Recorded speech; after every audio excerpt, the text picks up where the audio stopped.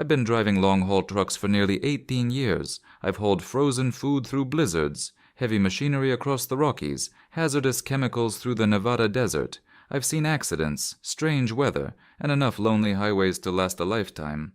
But nothing compares to what happened one cold October night. It started with a routine run from Kansas City to Denver, nothing unusual, just 40,000 pounds of packaged furniture loaded into a sealed trailer. The paperwork checked out. The trailer seal matched the manifest. Everything was normal, or so I thought.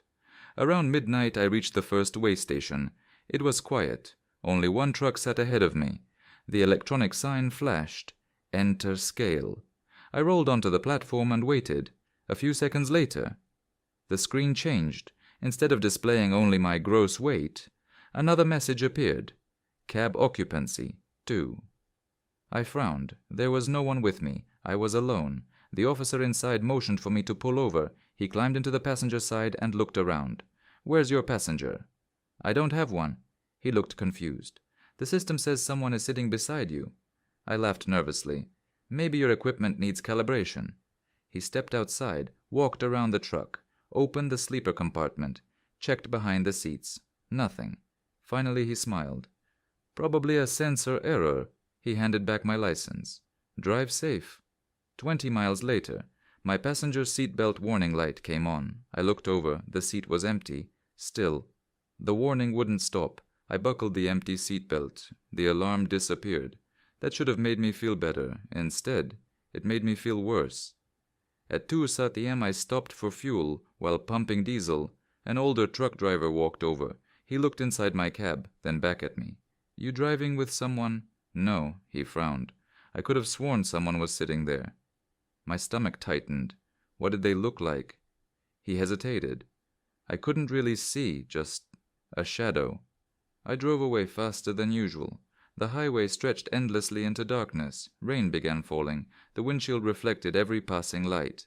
Then, my CB radio crackled. A voice whispered, "He's still with you."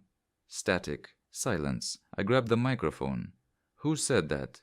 Nothing. Only static. I changed channels. Every frequency repeated the same sentence. "He's still with you." Again and again. At 3:15 a.m., I glanced at my passenger seat. For just a second, I thought I saw someone. A man. Wearing an old truck driver's cap. When I looked again, the seat was empty. I convinced myself it was exhaustion, nothing more. I turned on loud music, opened the window, anything to stay alert. But then, the truck's climate controls changed by themselves. The temperature dropped to 60 degrees, then 50, then 40. My breath became visible inside the cab. The GPS suddenly recalculated. New destination, no address, only one word. Home. I had never entered that destination. I cancelled it. 10 seconds later, it returned. Home. Around 4 in the morning. I reached another way station. Different state, different officers. Same result. The screen flashed. Cab occupancy, 2. This time, the officer didn't smile. He stared at me. "Sir, can you step out of the truck?" They searched everything. The cab, the sleeper, the trailer, nothing. Then one officer quietly asked, "Have you noticed anything unusual tonight?" I hesitated. The passenger seat belt warning. The radio. The GPS. His expression changed. He looked toward another officer. Neither of them said a word. Finally, he leaned closer. "This isn't the first time." "What do you mean?" He lowered his voice. "Over the past 6 months, 4 different drivers reported the exact same thing." My heartbeat stopped. "They all triggered the occupancy sensor?" He nodded. "Every single one." "What happened to them?" Long silence. "We don't know." I left immediately. I didn't want answers anymore. I just wanted sunrise. The road became strangely quiet. No other trucks, no cars, nothing. Only my headlights. Then, the passenger seat slowly reclined. By itself. I slammed on the brakes. The truck skidded across the wet pavement. When it stopped, the seat was upright again. Exactly where it had been before. I kept driving, trying not to look right, trying not to think. Then, I heard breathing. Not mine. Slow. Deep. Right beside me. I gripped the steering wheel. Every instinct told me to look. I didn't. The breathing continued for nearly 5 minutes, then stopped. Just before dawn. I reached the delivery warehouse. Workers unloaded the trailer. Everything matched the manifest. Nothing missing, nothing extra. I thought it was finally over. Until the warehouse supervisor handed me a printed scale ticket. "This came with your arrival inspection." I looked down. Gross weight, trailer weight, axle weight, then one final line. "Passengers detected, tant cento." I showed him. He laughed. "Probably a computer glitch." I'd heard that before. Back home, I parked my truck. Didn't drive for 3 days.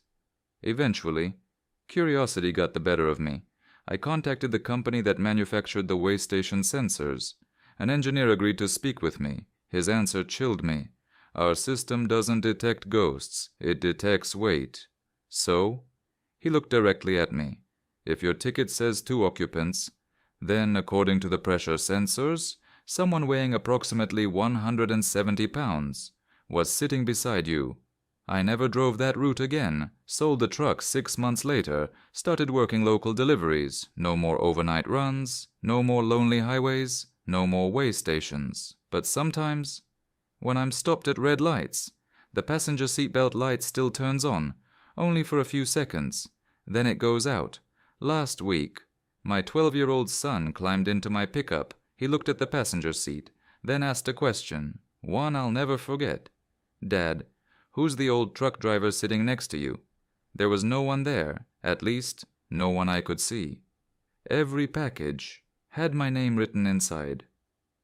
I've been a long-haul truck driver for nearly 17 years. I've delivered everything: furniture, medical equipment, electronics, even live animals. After thousands of deliveries, every shipment starts to feel the same. Load the trailer, check the paperwork, drive, unload, go home. Simple, at least. That's what I believed until one shipment changed everything. It happened during a cold November night. Dispatch called just before sunset. "I've got an overnight run." "What's the cargo?" "Mixed freight." "Anything special?" "Not according to the manifest." The pay was unusually high, double my normal rate. I accepted without asking questions. That turned out to be my biggest mistake. The warehouse sat outside Tulsa, Oklahoma. It looked abandoned. Only one loading dock had its lights on. A forklift operator loaded 12 identical cardboard boxes into my trailer. No company logos, no destination labels, nothing. Only white shipping stickers. Each one had a handwritten name. At first, I didn't notice it, until the last box rolled past me. Written across the label was my full name, Jack Harper. I frowned. I walked closer. Maybe someone in the warehouse shared my name. Then I looked at another box. Same thing, Jack Harper. The third box, Jack Harper. Every single package carried my name. I stopped the forklift driver. "What's with the labels?" He looked confused. "What labels?" "My name." He stared at the boxes. "I don't see any names." He honestly looked puzzled, almost concerned. I grabbed one package, held it directly in front of him. "What does that say?" He squinted. "Box 7. Nothing else. No name." I looked again. The words hadn't changed. Jack Harper, written in black marker. A chill crawled down my spine. I found the warehouse supervisor. He checked the manifest. 12 mixed freight packages.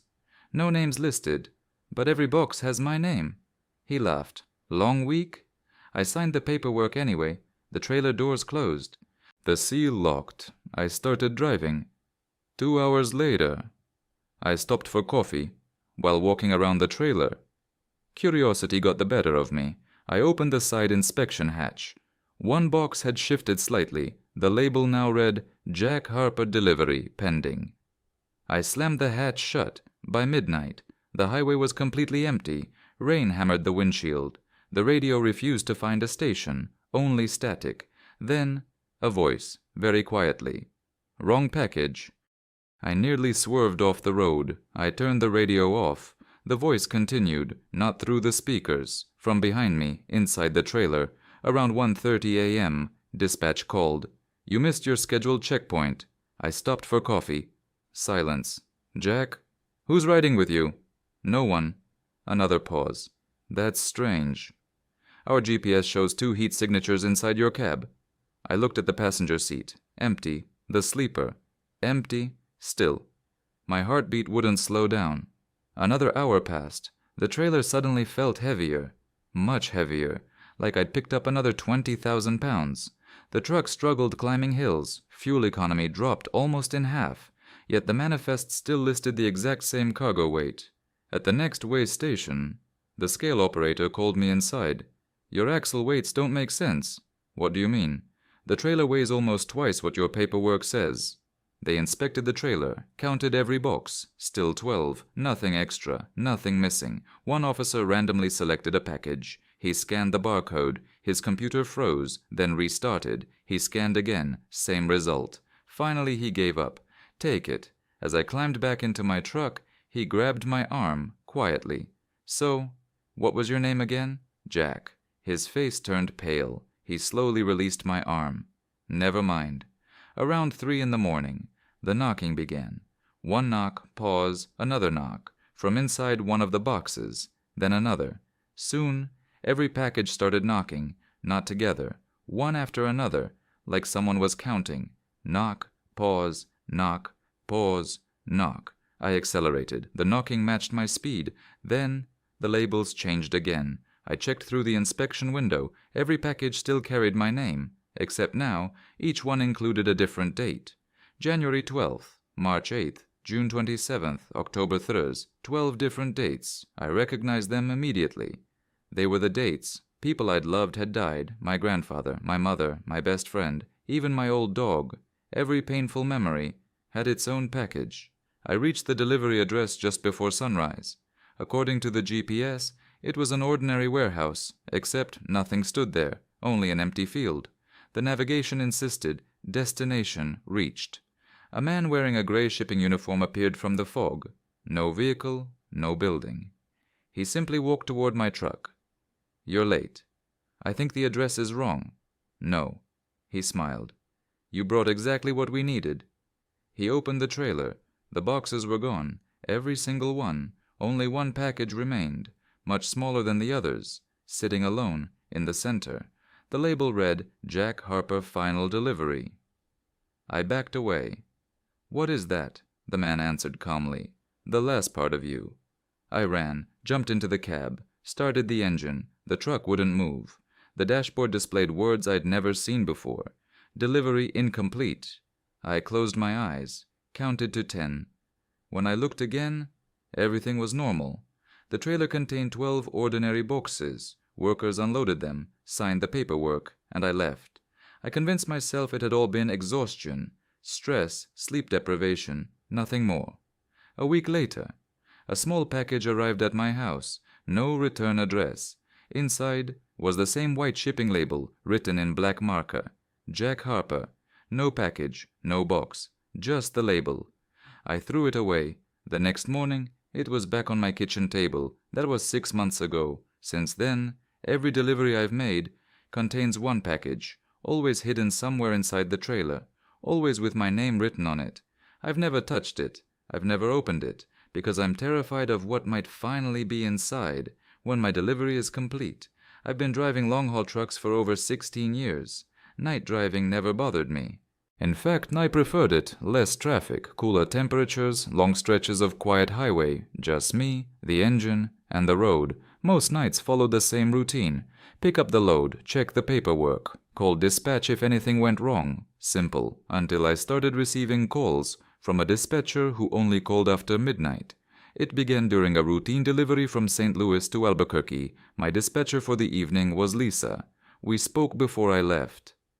Everything was normal. She wished me a safe trip. I hit the highway just after sunset. Around 12:07 a.m., my company radio crackled. Driver 241. I grabbed the microphone. Go ahead. A calm male voice answered. This is night dispatch. I frowned. Our company didn't have a night dispatcher. Lisa always worked until morning. Who is this? You've got a route change. I checked my phone. No message, no updated manifest. Nothing. What route? Take exit 186. My GPS says exit 194. Long silence. Then, If you miss exit 186, you won't make it home. Static. The radio went dead. I called Lisa immediately. She answered half asleep. Jack, why are you calling? I just spoke with dispatch. No, you didn't. You transferred me? I'm home. My stomach tightened. So who's working tonight? Silence. Then she quietly replied, Nobody. I laughed nervously. Very funny. I'm serious. We don't have anyone scheduled until 6 in the morning. I looked back at the radio. The display was dark. No incoming transmission, no channel activity. I ignored the warning, stayed on my original route. 10 minutes later, traffic stopped completely. Red lights flashed ahead. A tanker truck had overturned. The highway was closed. The detour, exit 186. The exact exit the mysterious dispatcher had mentioned. I tried convincing myself it was coincidence, nothing more. The next night, different load, different state, exactly 12:07 a.m. The radio came alive. Driver 241, same voice, calm, emotionless. Slow down. I checked the speedometer, 65, perfectly legal. Why? No questions. Slow down. I eased off the throttle. Less than 30 seconds later, a deer sprinted across the highway. Had I stayed at full speed, I'd have hit it. Now I wasn't laughing anymore.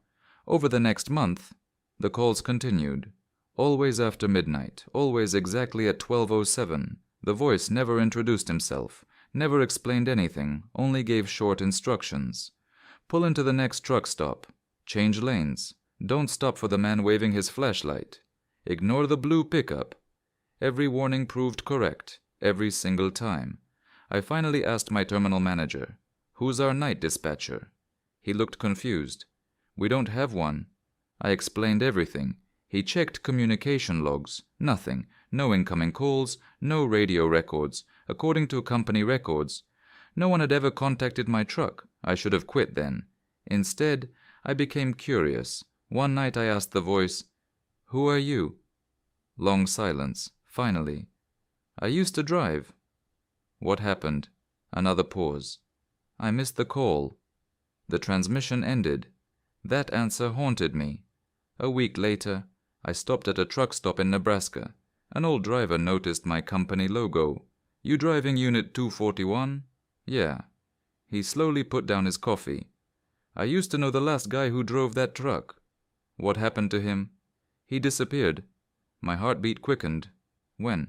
About 8 years ago. Middle of the night. No accident. No truck. No body. They never found him. I couldn't sleep. Exactly 12:07 a.m. The radio clicked. Driver 241. I'm listening. Don't tell anyone about me. Who are you? The voice sighed. My name won't help you. Why are you helping me? Silence. Then, because nobody helped me. For the first time, I heard emotion. Regret. The strangest call came during a snowstorm in Wyoming. Visibility dropped to almost zero. The dispatcher spoke only 4 words. Turn off your headlights. What? Now? It sounded insane, but every previous warning had saved me. I switched them off, instantly. Another truck blasted past in my lane, completely out of control. If my lights had remained on, he would have driven directly toward them. I would have died. That night. The dispatcher saved my life. Again, months passed. The mysterious calls became part of my routine. I trusted the voice more than my GPS, more than dispatch, more than myself. Then, everything changed. One rainy October night. The radio activated earlier than usual. 11:58 p.m. The voice sounded different, weak, almost frightened. This is my last call. What happened? They found me. My blood ran cold. Who? No answer, only breathing. Then, whatever happens. Don't answer the next transmission. Static. Silence. Midnight arrived. Nothing happened. 12:07. The radio came alive. Driver 241. But this wasn't the same voice. This one sounded wrong. Too deep. Too slow. Too cheerful. I've got a new route for you. Every instinct screamed at me. I grabbed the microphone. No. Long pause. Then the voice laughed. It wasn't human. Every light inside the cab went out.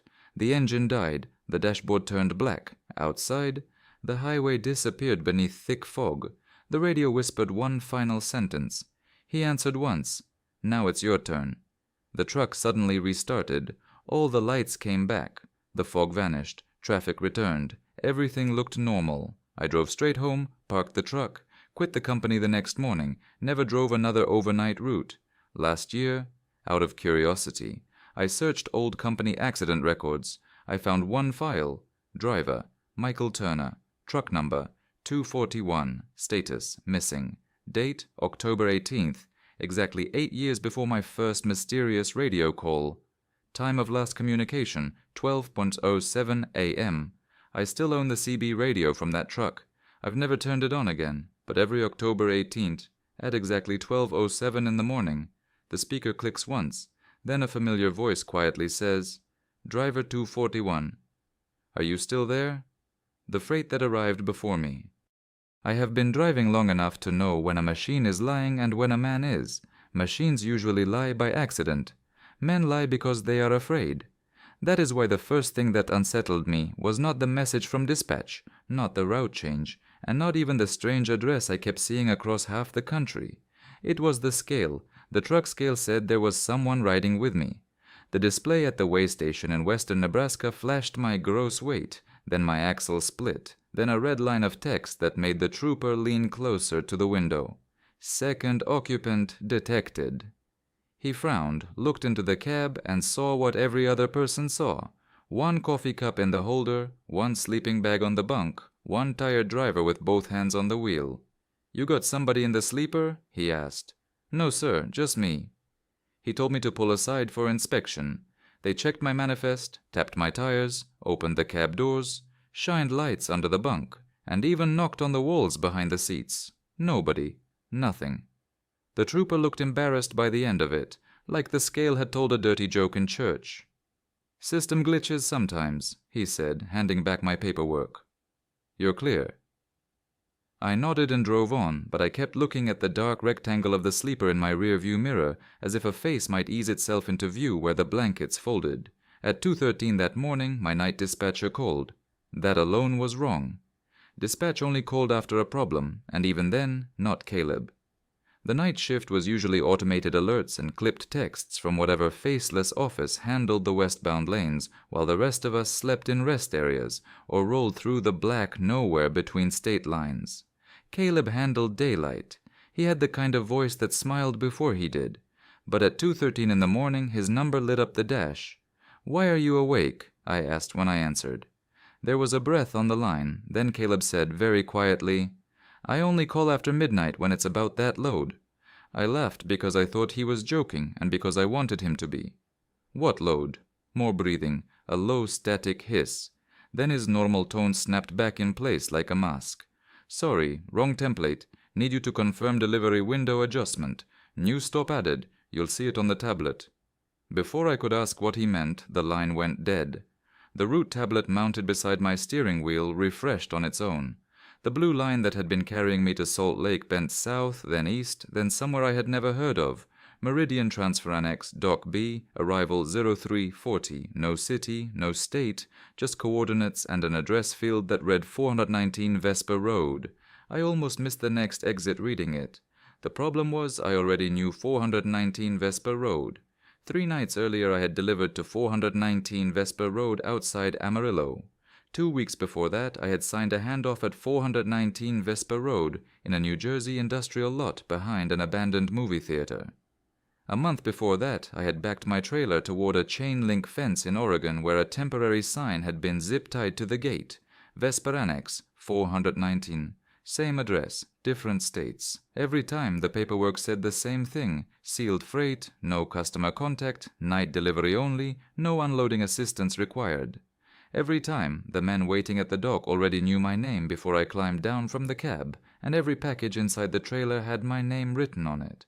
Not shipping labels, not company stencils, handwriting, Eli Mercer, over and over, black marker on cardboard. Thick letters across dozens of boxes in different shapes and sizes, like someone had stood in the trailer with a marker and a lot of patience. The first time I saw it, I thought it was a prank. The second time I reported it. The third time I was told not to open freight that was not mine and not to concern myself with labeling anomalies. Labeling anomalies. That was the phrase from compliance. I should tell you now that I am not the kind of man who scares easy. I grew up in a town where winter sounded like fists on the windows. I drove logging roads before I drove interstates. I know what the woods look like when something large moves through them and decides not to show itself. Fear to me has always been practical. A blown steer tire at 73 miles an hour. Black ice on a mountain descent. A four-wheeler drifting into your lane because the driver thinks a tractor-trailer can stop on a thought. But there are fears that don't belong to the body. There are fears that arrive through paperwork, timing, patterns. Fears that begin as administrative errors and end by changing the shape of the world. By the time I crossed into Utah, I had already seen the first impossible thing besides the scale. The logbook said I had been driving while I was asleep. I discovered it when I pulled into a fuel station outside Green River and checked my hours. According to the electronic logging device, my truck had covered 111 miles between 11:08 p.m. and 12:46 a.m. at an average speed of 58 miles per hour.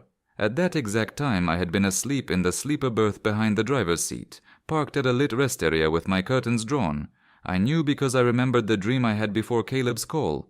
In it, I was backing into a dock that kept descending underground while men below guided me with glowing wands. Behind them, concrete pillars passed upward into darkness, as if the whole earth had hollowed itself into a warehouse. I woke from that dream to my phone ringing, sat up, and felt the truck standing still around me. Yet the log insisted I had been moving. I checked the fuel receipts. One had been added at 12:03 a.m. from a station 50 miles behind me. The receipt image showed my truck number. The signature line was blank. I climbed out and walked around the rig in the cold fluorescent wash of the pumps. The trailer sides reflected me back in long aluminum ghosts. The seal on the rear doors was intact. My cab windows were locked. The tires were warm. Not hot. Warm. I called dispatch, but the overnight line routed me through menus and hold music until I gave up. I told myself a sensor had glitched, or a system had merged someone else's telematics into mine. That happens, rarely. Data gets dirty. Fleets are run by software written by people who think a road is a line and a truck is a moving dot. Then I started the engine, and the radio came on in the middle of a voice saying my name. Eli Mercer, if you can hear this, do not take 81 south. Static swallowed the rest. I twisted the dial. Nothing. Just hiss and a country station fading in and out beneath it. I sat there with my fingers on the knob and listened to the empty noise until my coffee went cold. I took 81 south anyway, because that was where the route tablet pointed me. At 0336, the coordinates led me to a frontage road beneath an overpass. There was no warehouse visible, no annex, no industrial complex. Just retaining walls, sodium lights, and a chain-link gate set into concrete. Beyond it, a ramp corkscrewed downward underground. Dock B was painted on the wall. I stopped with my foot on the brake and stared until the air system hissed beneath me. Some part of my brain wanted to reject the sight outright. Warehouses belong on land, docks belong under roofs, not under highways. But there it was, a freight entrance built into the earth, big enough for a semi, lit by yellow lights that vanished deeper than I could see. A man in an orange vest emerged from a booth by the gate and raised a flashlight once in greeting. He did not look surprised to see me. I rolled down the window 3 inches. "Meridian transfer?" He nodded. "You're late, Mr. Mercer." That was the second time that night a stranger knew my name before seeing my paperwork. "What city is this?" I asked. He smiled the way people do when you ask a question they think you shouldn't need answered. "Just back down to Dock B. They're waiting underground." "They're waiting underground." The exact phrase from my dream. I should have left. I know that now, and I knew it then. But trucking teaches obedience in layers. You follow signs, you follow schedules. You follow instructions because freight delays cost money, and because every detour becomes a phone call, and every phone call becomes a report, and every report becomes your problem. Also, there is a seduction in routine even when routine turns sick. If the weird thing keeps happening but nothing openly attacks you, your mind starts building shelves for it. You label it, you store it, you keep driving. So I eased through the gate and began descending. The ramp spiraled twice, the air grew cooler. Diesel fumes thickened in the tunnel, and with them came another smell beneath the exhaust. Damp concrete and something sweetly rotten, like flowers left too long at a grave. Dock B sat in a cavernous loading bay large enough for 8 trailers side by side. I never saw the ceiling. My headlights and the sodium lamps above dissolved into a dimness full of moving shadows. There were other trailers back to other docks, but I could not read their company names because the reflective decals had been painted over in flat gray. 3 dock workers stood waiting where my trailer would stop. All wore dark jackets with no logos and yellow hearing protection around their necks. None spoke while I backed in. They watched with expressionless patience, palms up, guiding me closer and closer until the trailer kissed the rubber bumpers. When I set the brakes and climbed down, one of them stepped forward with a clipboard. "Sign here, Eli." He said it gently, almost kindly. The manifest on the clipboard showed the cargo description as personal effects. Number of pieces, 47. Consignee, Mercer, E. I looked at him. Why does every load say that? His face did not change. Because it's yours. Then he turned away and walked toward the trailer doors as if that answered anything. I followed, more angry than scared now. Anger is easier. Anger has direction. "Open one," I said. He ignored me. "Open one of the boxes, right now. If my name is on it, I want to see what I'm hauling." The other 2 workers had already cut the seal. The doors swung wide. The trailer interior glowed pale under the dock lights. Row after row of boxes, each marked Eli Mercer in the same thick black hand. Some were stacked neatly. Others leaned as though shifted by a hard brake that I did not remember making. One box near the threshold had split along the bottom seam. Something inside it was leaking water. I stepped up into the trailer and crouched beside it before anyone could stop me. The cardboard was soft. I peeled it back. Inside was a bundle of wet road maps tied with twine, a motel key fob from Kansas, a cracked plastic dinosaur, and a Polaroid photo of me asleep in the sleeper berth. Not a picture of someone who looked like me. Me. My left hand curled under my cheek, my boots still on. The blue curtain, half drawn, taken from the passenger seat. I dropped the photo so fast it slapped the aluminum floor. The dock workers did not move. One of them looked almost bored. "What is this?" I whispered.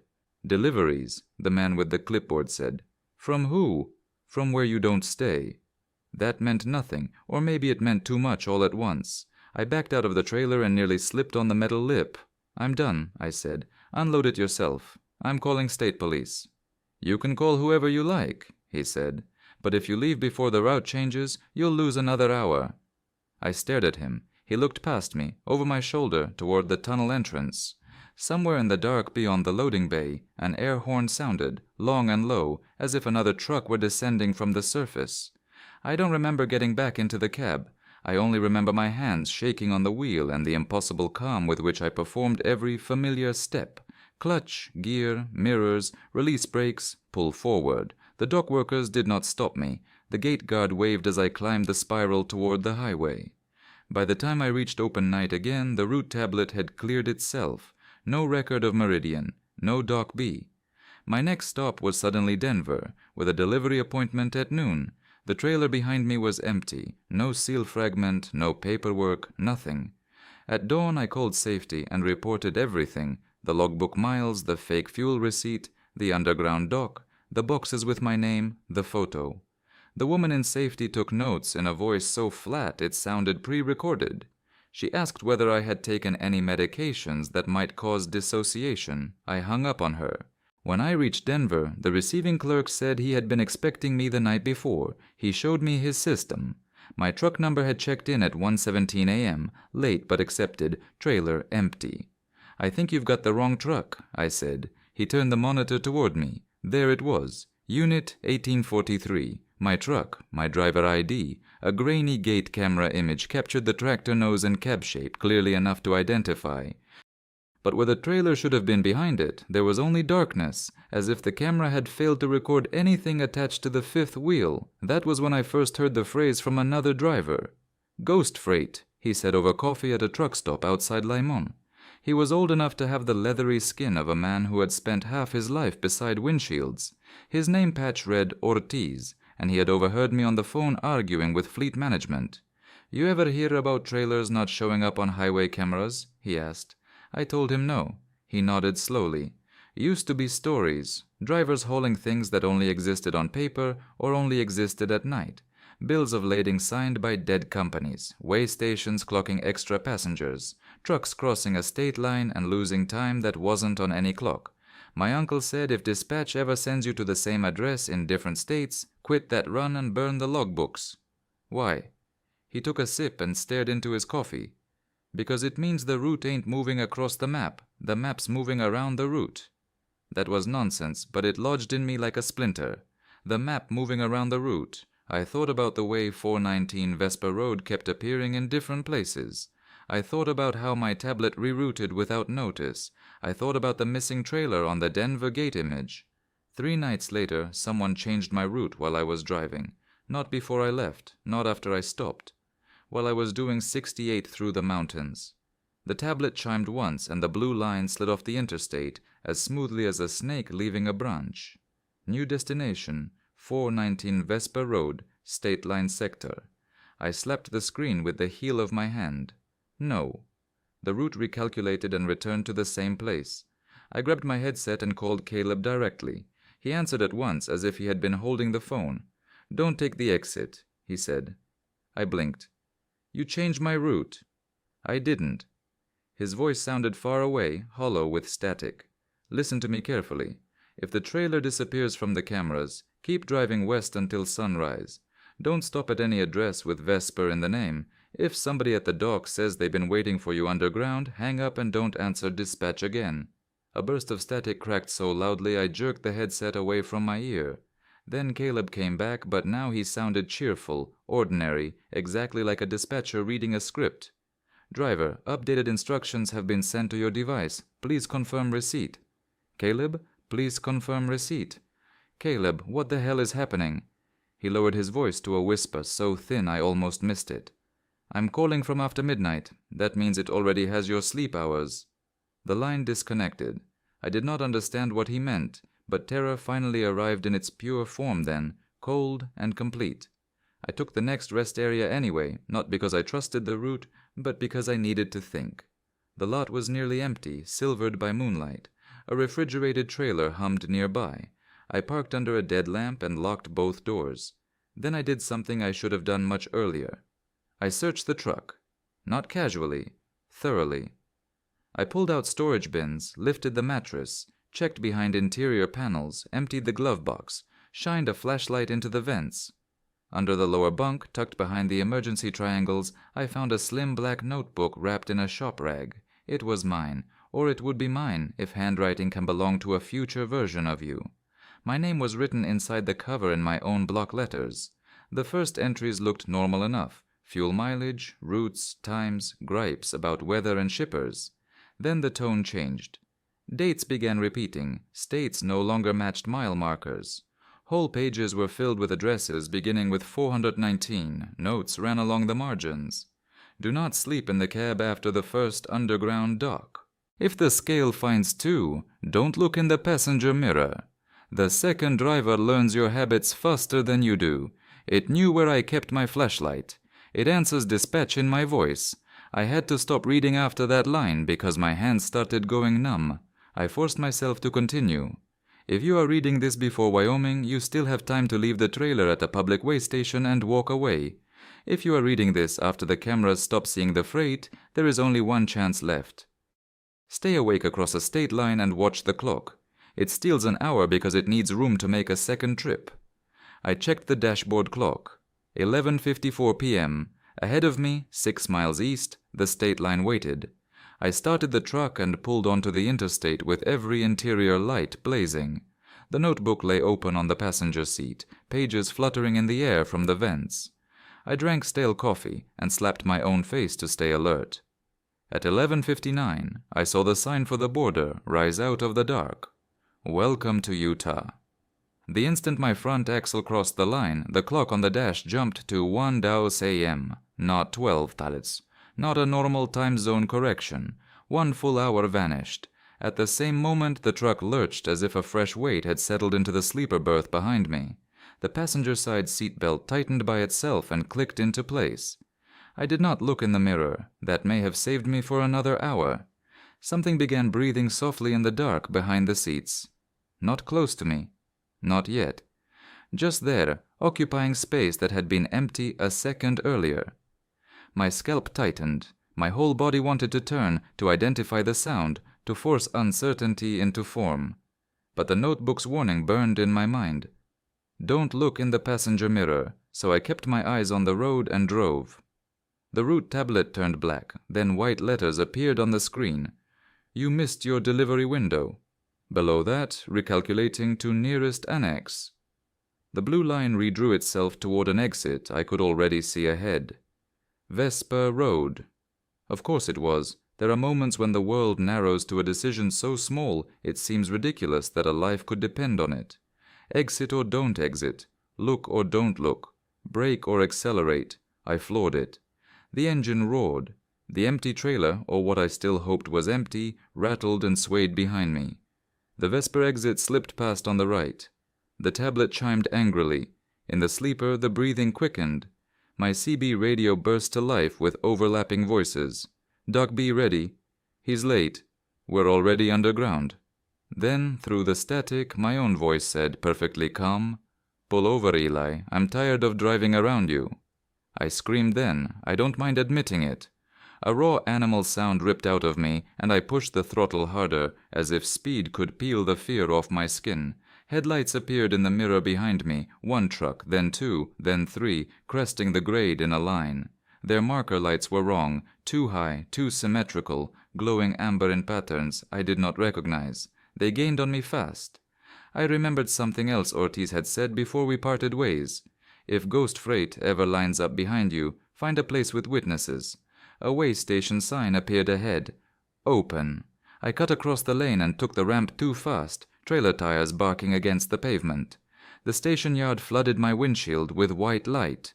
Two inspectors in reflective jackets looked up from the scale house as I thundered onto the platform. The digital scale flashed numbers, stabilized, then went red. Tractor, 1, occupant. Trailer, 47, occupants. Everything stopped. The inspector stepped back. One raised a hand to his radio. Behind me, in the closed sleeper berth, something knocked once from inside the wall. Then the trailer doors began opening by themselves. I never found a good way to describe the next few seconds. People always want clarity from terror, as if the most frightening moments must also be the most legible, but terror blurs edges. It tears holes in sequence. I know the yard lights swung across wet cardboard spilling from the trailer. I know packages toppled down the dock plate and burst open on the concrete. I know each one had my name on it. I know the contents were pieces of a life that belonged to me and did not. Duplicate logbooks, motel soap bars from towns I had never visited, receipts from meals I did not remember eating, dozens of Polaroids showing me asleep in different cabs, different jackets, different years. One box broke open to reveal a pair of boots still muddy with clay. Another held a license plate bent almost in half. Another contained a digital clock frozen forever at 1 and so. The inspectors were shouting. One of them grabbed my arm and hauled me clear as the trailer floor seemed to tilt inward, not downward, but inward, into a depth larger than the dimensions of the box should have allowed. For a moment I saw rows of docks descending far below the trailer's interior, hundreds of bays stacked like catacombs, each lit by the same jaundiced yellow lamps. Trucks moved there in silence, backing endlessly into underground doors, while workers guided them with glowing wands. And on one of those ramps, spiraling upward toward my level, another tractor just like mine was climbing. Same unit number, same dent in the bumper, same bug smear on the windshield. And behind the wheel, visible for 1 second under the yard lights, was me. Not a twin, not a ghostly suggestion. Me exactly, except thinner around the face, eyes darker, expression empty as an unlit room. He looked straight at me through the impossible depth of the trailer and mouthed one word, sleep. Then the rear doors slammed shut with a force that shook the scale platform. All the spilled boxes vanished, not fell back in, vanished. The inspectors stared at the sealed trailer in dead silence. One crossed himself, the other kept saying, there were boxes, as if repetition could pin reality back in place. When state police arrived, my trailer was empty again. My dashcam had corrupted every file from midnight onward. The way station printout still existed, though. I saw it myself before they took it as evidence. Tractor, 1 occupant. Trailer, 47 occupants. My company put me on medical leave by noon. Officially, the incident was classified as an acute stress episode compounded by fatigue. They paid for a hotel, then a bus ticket home. Caleb stopped answering my calls. 2 weeks later, I learned he no longer worked for the company. Nobody would tell me why. Ortiz's number, scribbled on the back of a diner receipt, reached a disconnected line. I tried to quit trucking. For a while I even believed I had. I moved back to my sister's place in Missouri and spent mornings on her porch listening to neighborhood dogs bark at delivery vans. I slept in daylight and woke at dusk with my heart slamming. Sometimes I would find my boots by the door laced and ready, though I had left them in the closet. Twice I woke with gravel under my fingernails. Once I found diesel soot smeared along the inside of my bedroom window. Then the packages started arriving. No postage, no return address, just plain cardboard boxes on the porch, each with Eli Mercer written in thick black marker. The first held a fuel receipt dated 3 weeks in the future. The second held a motel Bible swollen with water and open to Jonah. The third held a toy tractor-trailer with the cab painted my company's exact color. On the roof of the toy, in letters so small I almost missed them, someone had written Formantin. My sister wanted me to call the police. I told her they would think it was a prank. Maybe I even believed that when I said it. The fourth package held the black notebook. I had burned it in a steel barrel behind her house 2 nights earlier. The edges were charred, but the pages inside were intact. A new line had been added at the end in my handwriting. You brought it home. Under that, next delivery attempt after midnight. I did not wait for midnight. I took the notebook, the packages, every receipt and photo, and drove to the nearest state police barracks before sunset. I sat in the parking lot rehearsing how to explain any of it without sounding broken. While I sat there, a tractor-trailer rolled past on the highway beyond the trees. I only glimpsed it between branches, but I knew the shape of the cab instantly. My cab, pulling no visible trailer. That night I checked into a motel beside the interstate because I could not bear the thought of leading whatever this was back to my sister's house.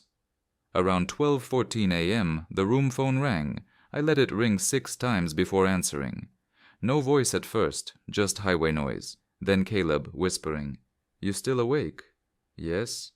"Good. Listen carefully. It can only move freight during the hour it steals. That's why the logs keep showing trips you didn't make. That's why it needs state lines and sleeping drivers. It copies the route, then copies the driver, a little more each run. The boxes are what gets left over." I gripped the receiver so hard my hand cramped. "What is it?" He laughed once, softly and without humor. "A company, a road, a place under roads. I don't know. I just know dispatch has 2 shifts. Day shift moves goods. Night shift moves drivers." My mouth went dry. "Then help me stop it." I tried. For the first time he sounded exhausted, older by decades. "I'm not on day shift anymore." Something scraped at my motel room door. I turned toward it slowly. A rectangle of shadow blocked the thin line of light beneath the threshold. Caleb heard the silence on my end. "Don't open it," he said. "Whatever voice you hear, don't open it." Then another voice came through the room from the other side of the door. My voice. "Eli," it said pleasantly. "Dispatch sent me to finish the run." The doorknob rattled. I backed toward the window with the receiver pressed to my ear. "Caleb." The line had gone dead. The knob turned halfway, stopped against the chain latch, and jerked hard enough to make the wood crack. I shoved the notebook and the latest package into my duffel, kicked out the motel window, and dropped into the cold stink of the parking lot bushes. Glass shredded my forearm. I barely felt it. Engines idled beyond the building, not cars. Big diesels, low and patient. I ran toward the road instead of the office. The night clerk shouted behind me. Somewhere a door burst fully open. I did not look back. There was a service station a quarter-mile away, bright and crowded even after midnight. I made it to the pumps, half bleeding, half sobbing, and collapsed beside a minivan while strangers called 911. Nobody followed me into the light. But when the deputies took my statement and drove back to the motel, they found fresh black skid marks in the lot and a trailer backing plate gouged across the asphalt directly beneath my room window, as if a loading dock had briefly existed there. I have spent the last 8 months staying awake at night and sleeping during the day. I no longer cross state lines after dark if I can help it. I refuse loads with handwritten manifests. I keep analog watches set to every time zone, so no stolen hour can arrive unnoticed. Once a week, despite every promise I made to myself, I still drive a short regional route for cash because the road is all I have ever known, and because poverty is less afraid of ghosts than people think. The company I used to work for claims no record of Unit 1843 ever belonging to me. According to their files, it was retired after a fatal rollover in 2019. The driver listed on the accident report was Elias Mercer. I was driving in 2019. I remember that year clearly. I remember Kansas wind, Idaho snow, a broken molar in Reno. I do not remember dying. But memory, I have learned, is just another kind of manifest. It lists what should be there. It does not prove the freight arrived. Last week I passed a highway camera outside St. Louis and watched the live traffic feed on an app a few minutes later out of morbid curiosity. My tractor showed up plainly in the lane, headlights bright, company magnet slept crooked on the door. No trailer visible. That was bad enough. Worse was the frame after it. For 1 second, caught in the ghosting blur between images, the camera showed a second figure seated in my passenger seat, looking directly out through the glass. His face was mine, older now, skin gray with fatigue, lips moving around words I could not hear. I took a screenshot and enlarged it until the pixels broke apart. There, scrawled with a fingertip in the fogged corner of the window, were 4 numbers.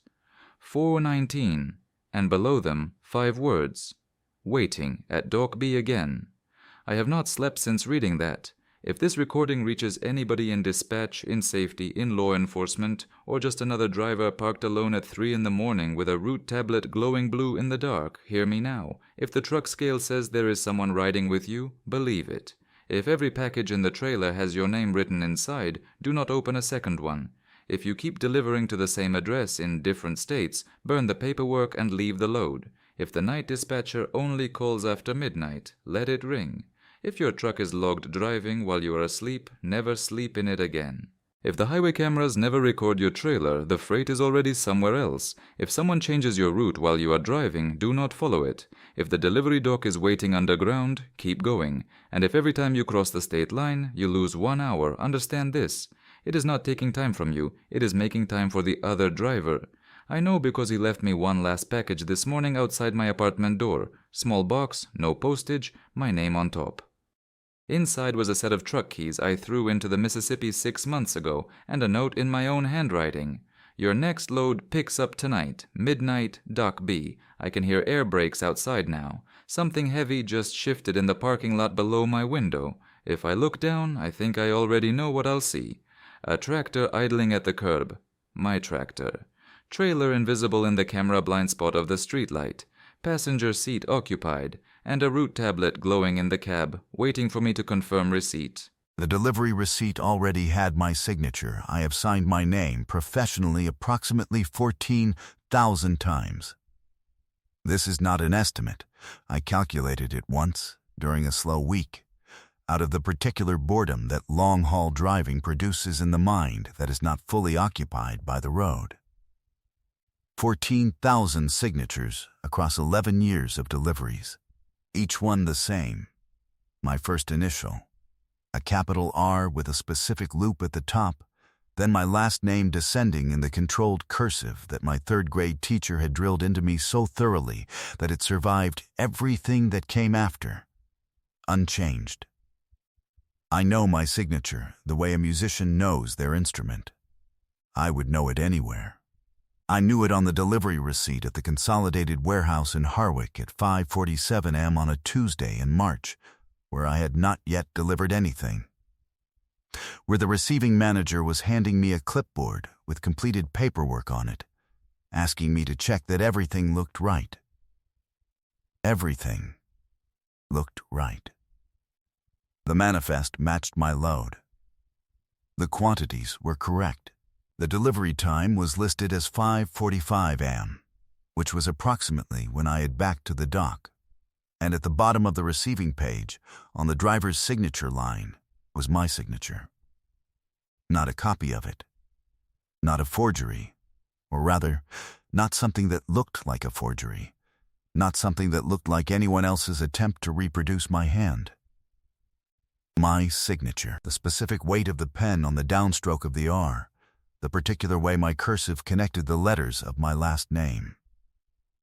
The small involuntary hesitation I had always had before the final letter that produced a very slight thickening of the line.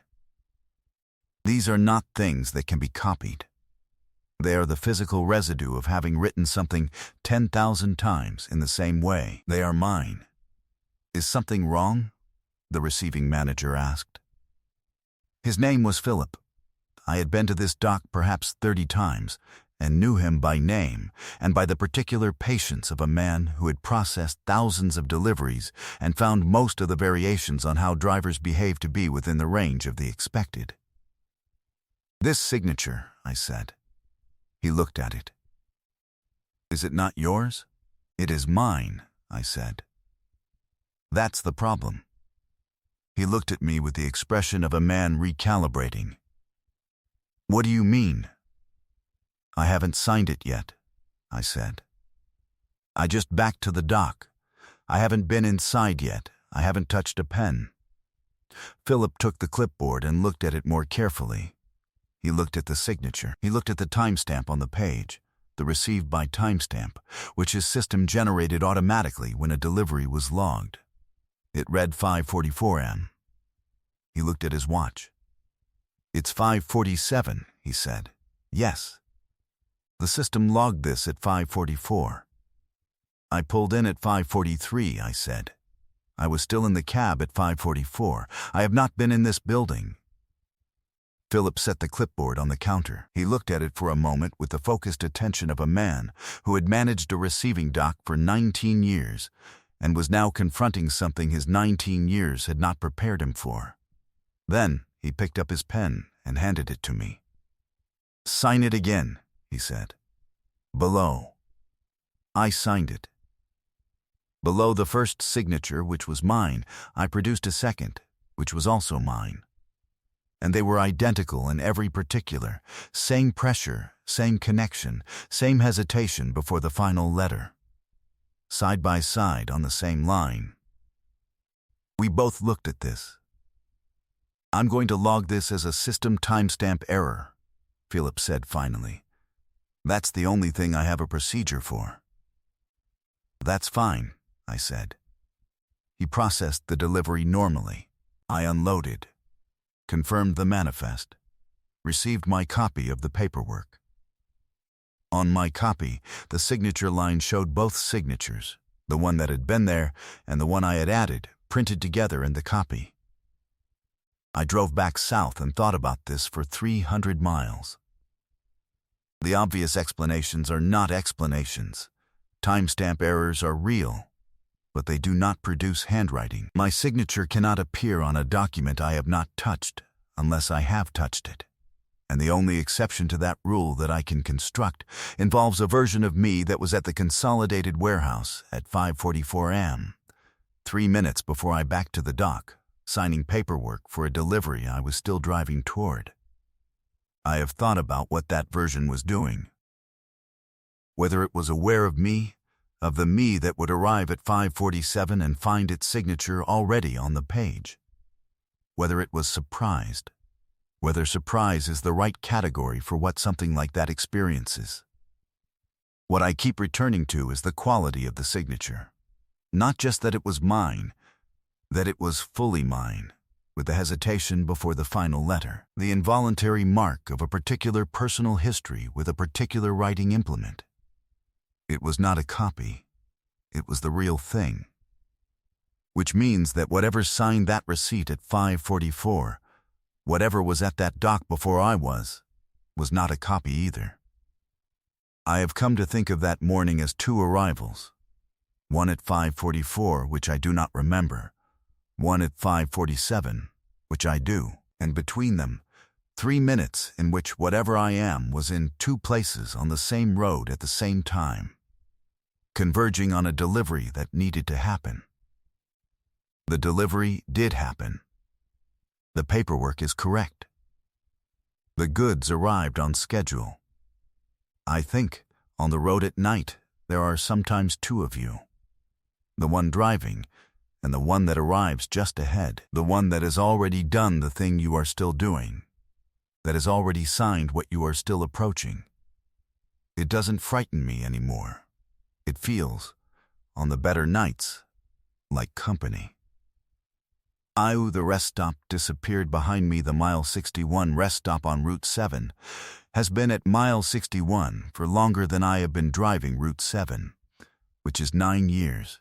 It is a standard facility.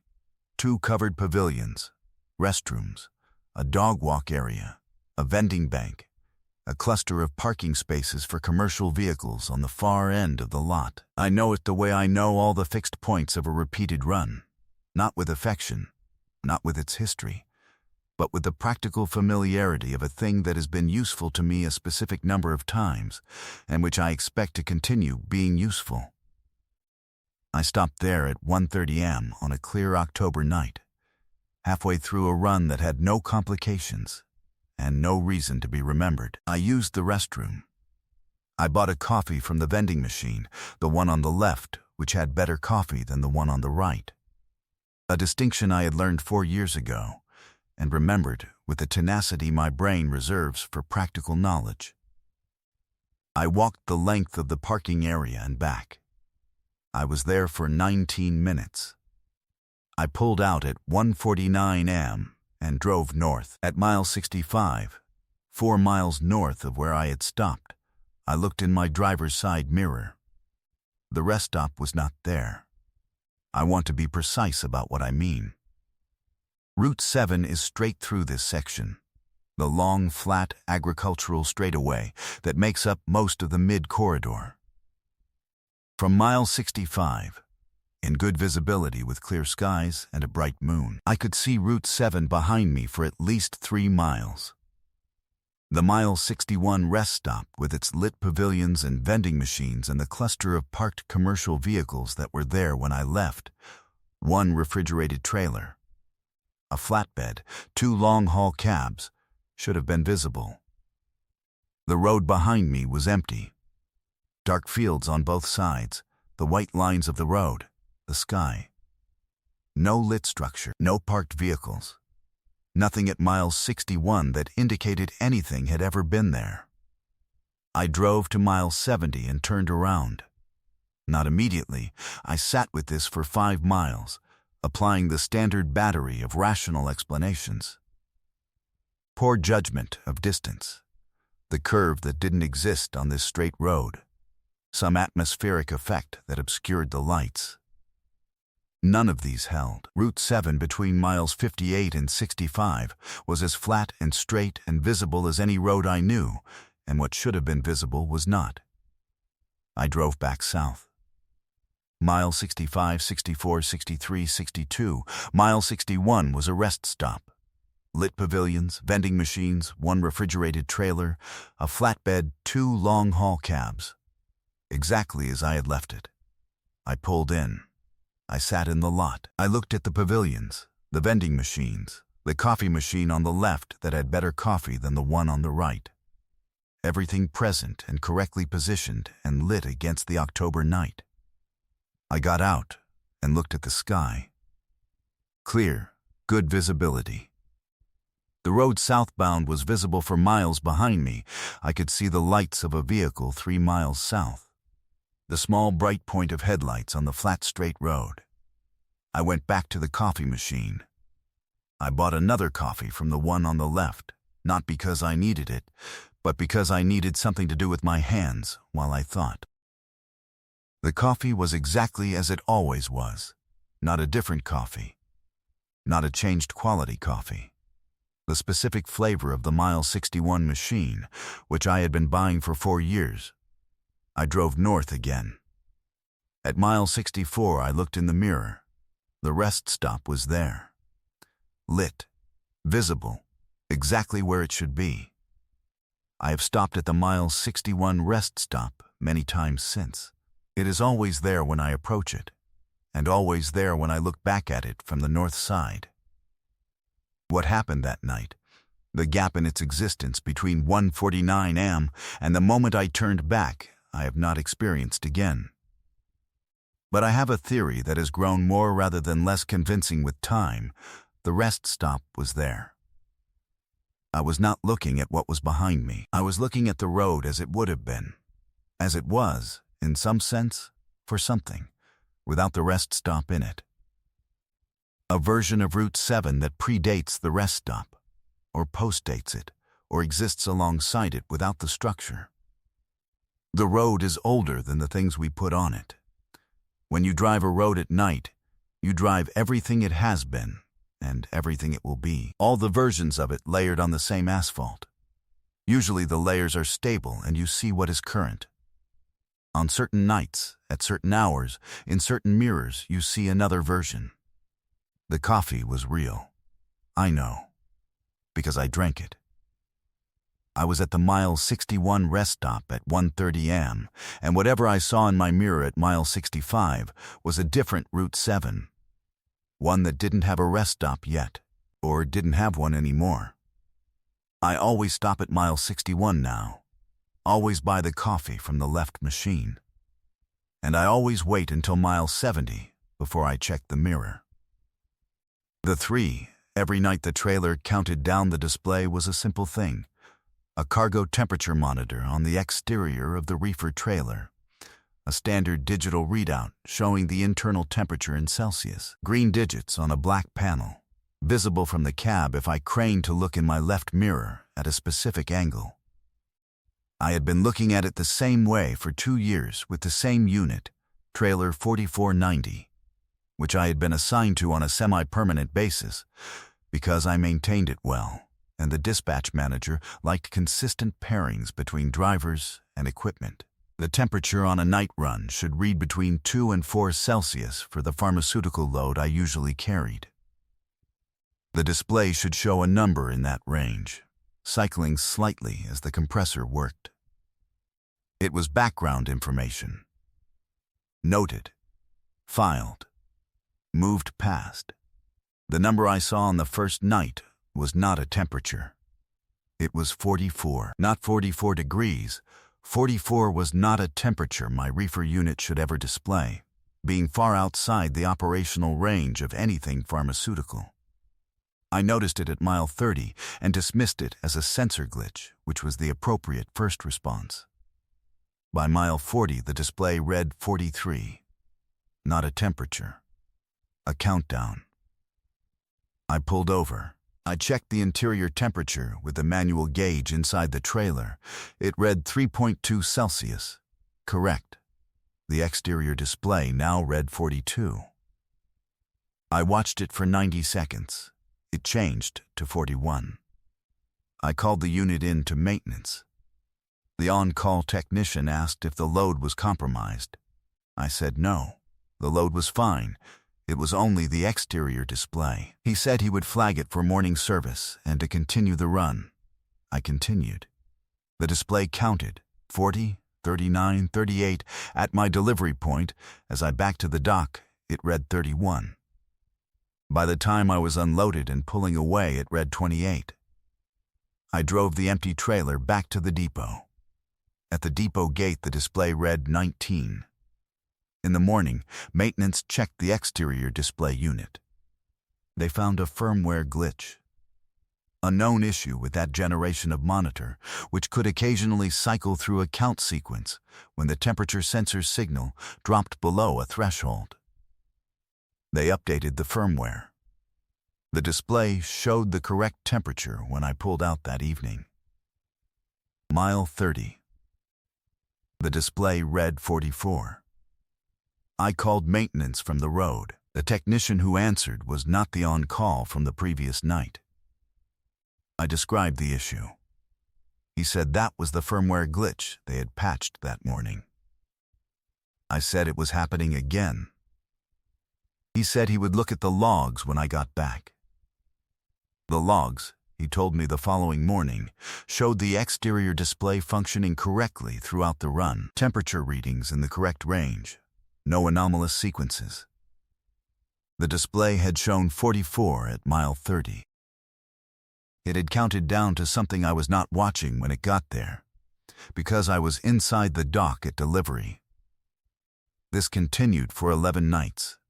Every night, mile 30, the display read 44.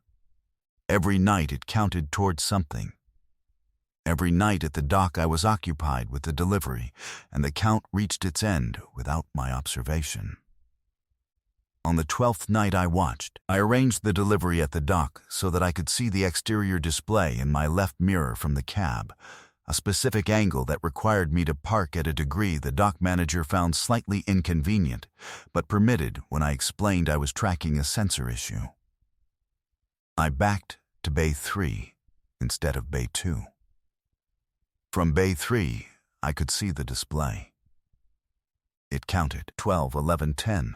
The dock crew was unloading behind me. I could hear the pallet jack, the cargo moving, the normal sounds of a night delivery. 5, 4, 3, 2, 1. The display went dark. Not to 0. Not to a new number. Dark, the kind of dark that is off rather than blank. The total absence of the display rather than a 0 state. It stayed dark for 11 seconds. I counted. Then it came back on, 03, 1 Celsius. The correct temperature. The correct display behavior.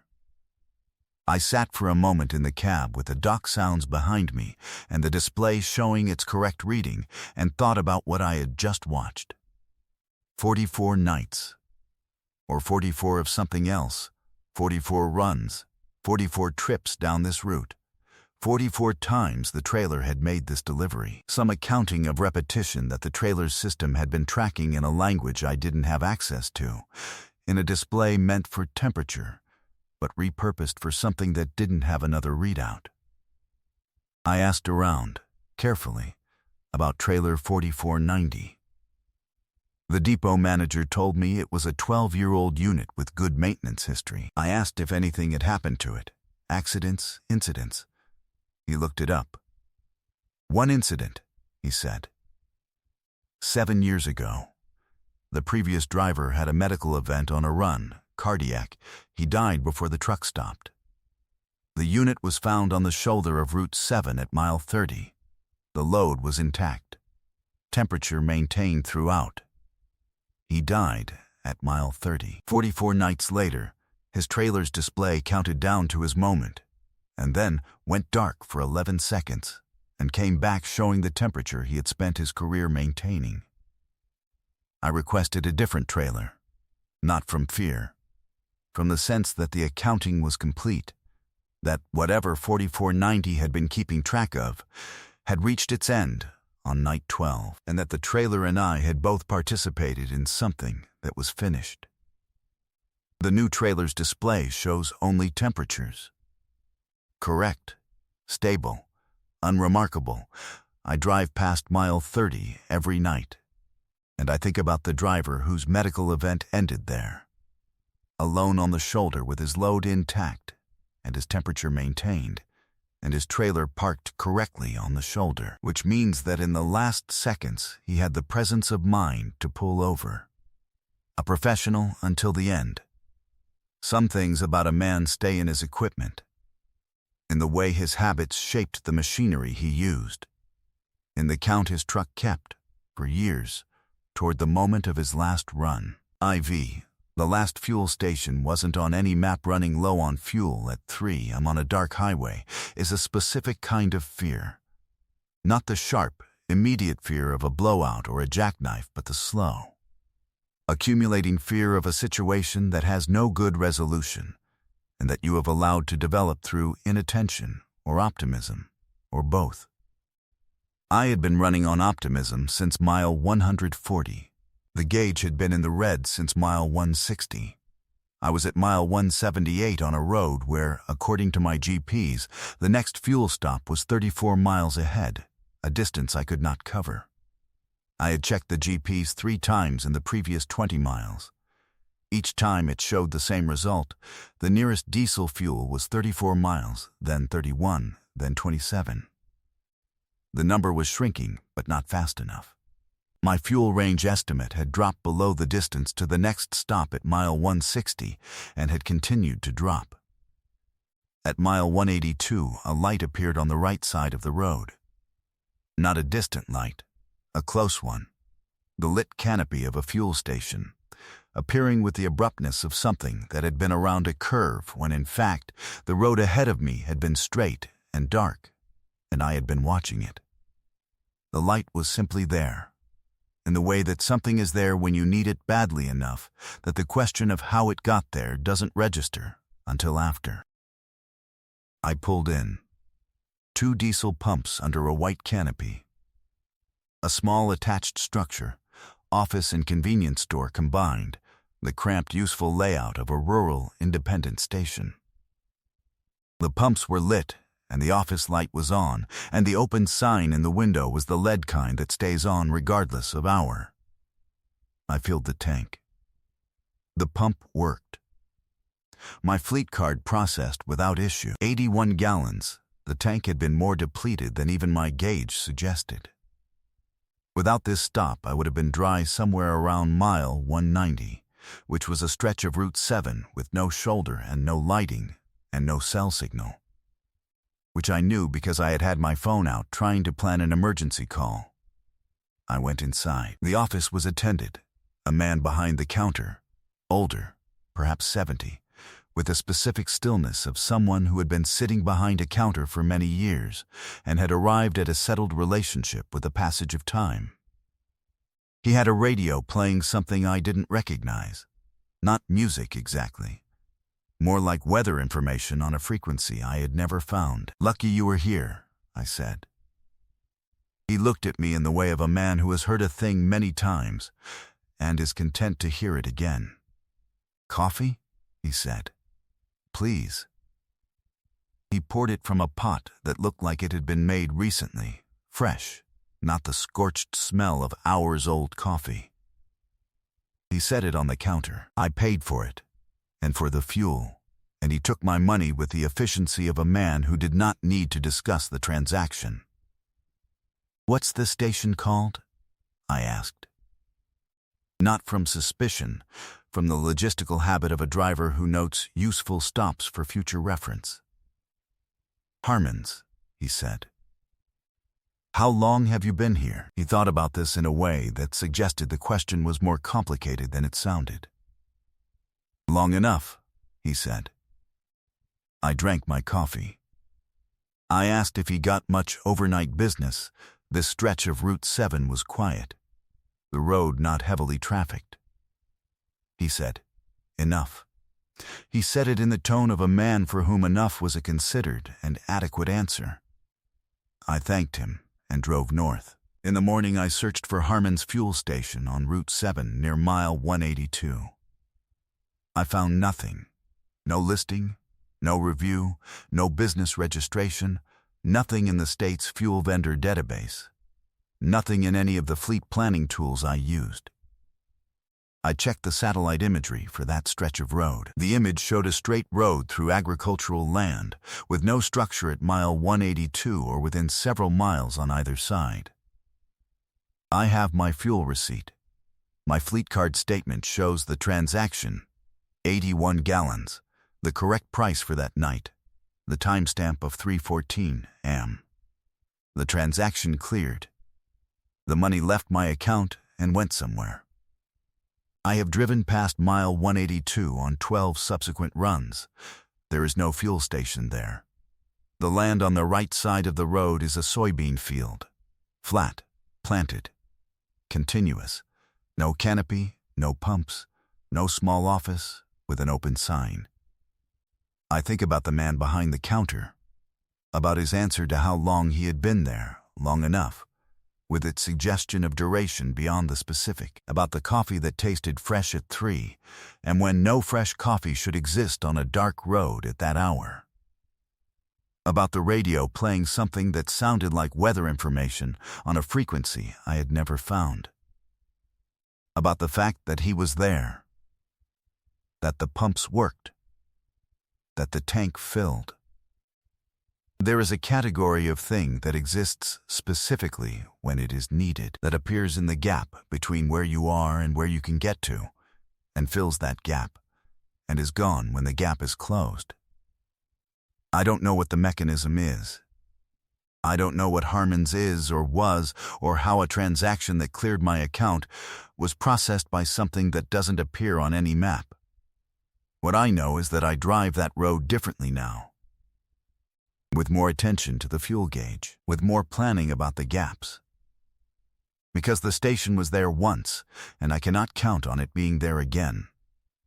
And because I am grateful, and I think gratitude should produce behavior, and the behavior it produces in me is to be less cavalier about the things I might need. Harmon's was there when I needed it. I'd rather not need it again.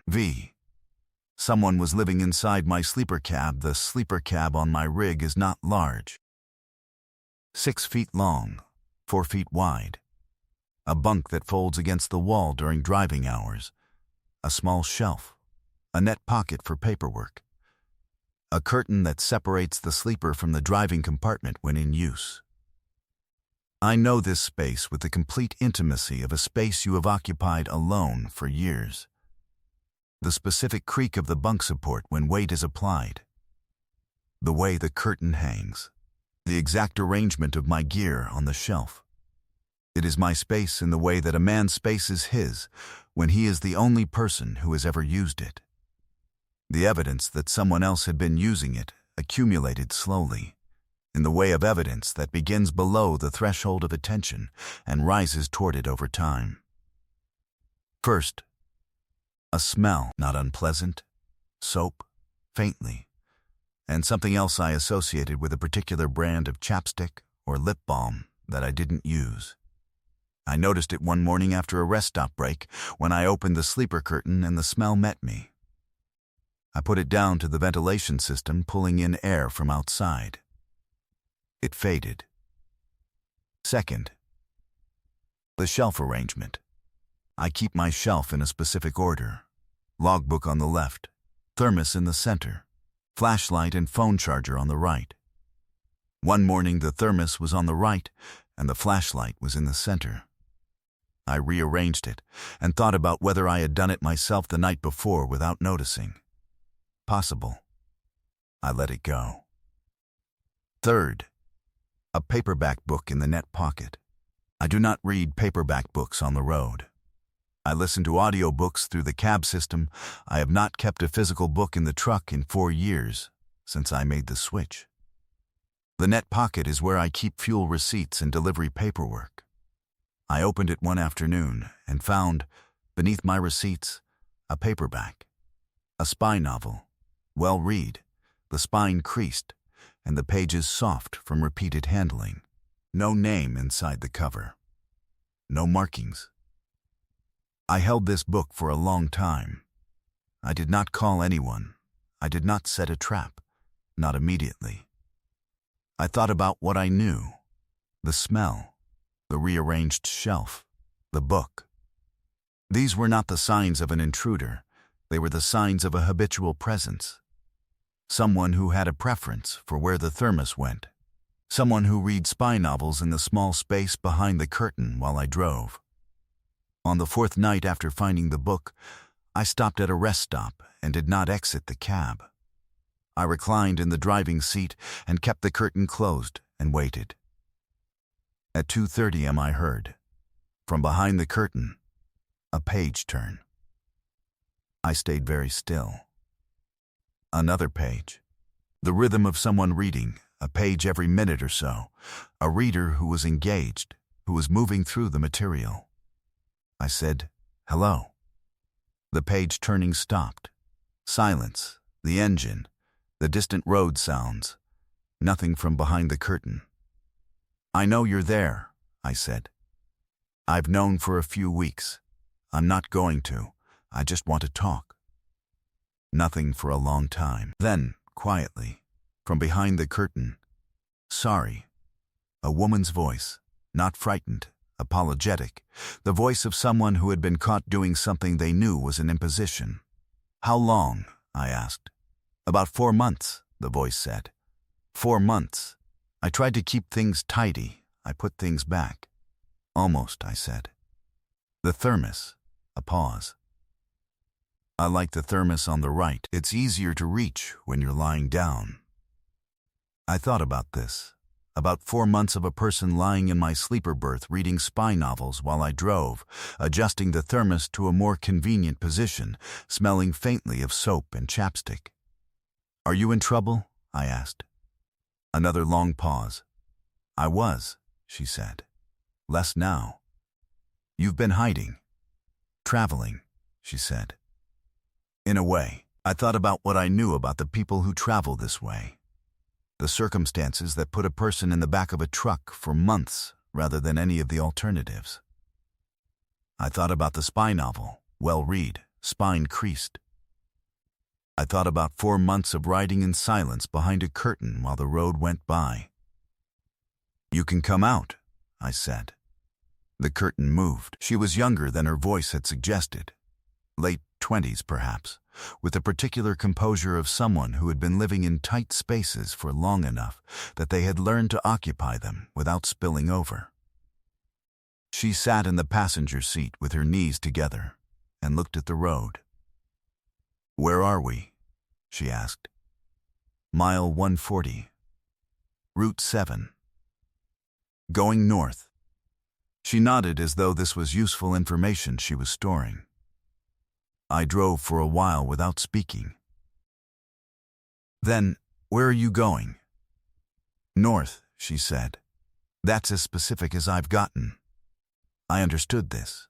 I have driven north without a specific destination, the direction rather than the place, the movement rather than the arrival. "There's a town at mile 200, I said. "Has a shelter. If you need one." She looked at me. "How do you know about the shelter?" "I've driven this road for 9 years, I said. "I know what's on it." She thought about the shelter. She thought about it for 30 miles, looking at the road. At mile 170, she said, "Okay." I dropped her at the town at mile 200. She took the spy novel. She left the chapstick. I found it on the shelf in the thermos's preferred position on the right. I have the chapstick still. I moved the thermos back to the center where it belongs.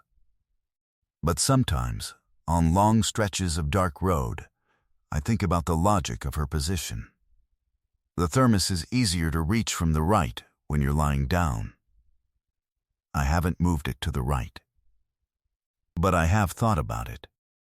The load arrived without a driver. I worked the receiving dock at the Kellerman Distribution Center, which means I am the person who records arrivals, who logs the time, verifies the seals, checks the paperwork, and signs off on the chain of custody that confirms a load has transferred from driver to facility. I have done this for 14 years. I have received perhaps 12,000 deliveries. I know what an arriving truck looks like, sounds like, feels like when it backs to the bay, the air brakes releasing, the bump of the dock plate engaging, the driver's door opening. On the night of February 14th, a truck arrived at Bay 7 without a driver.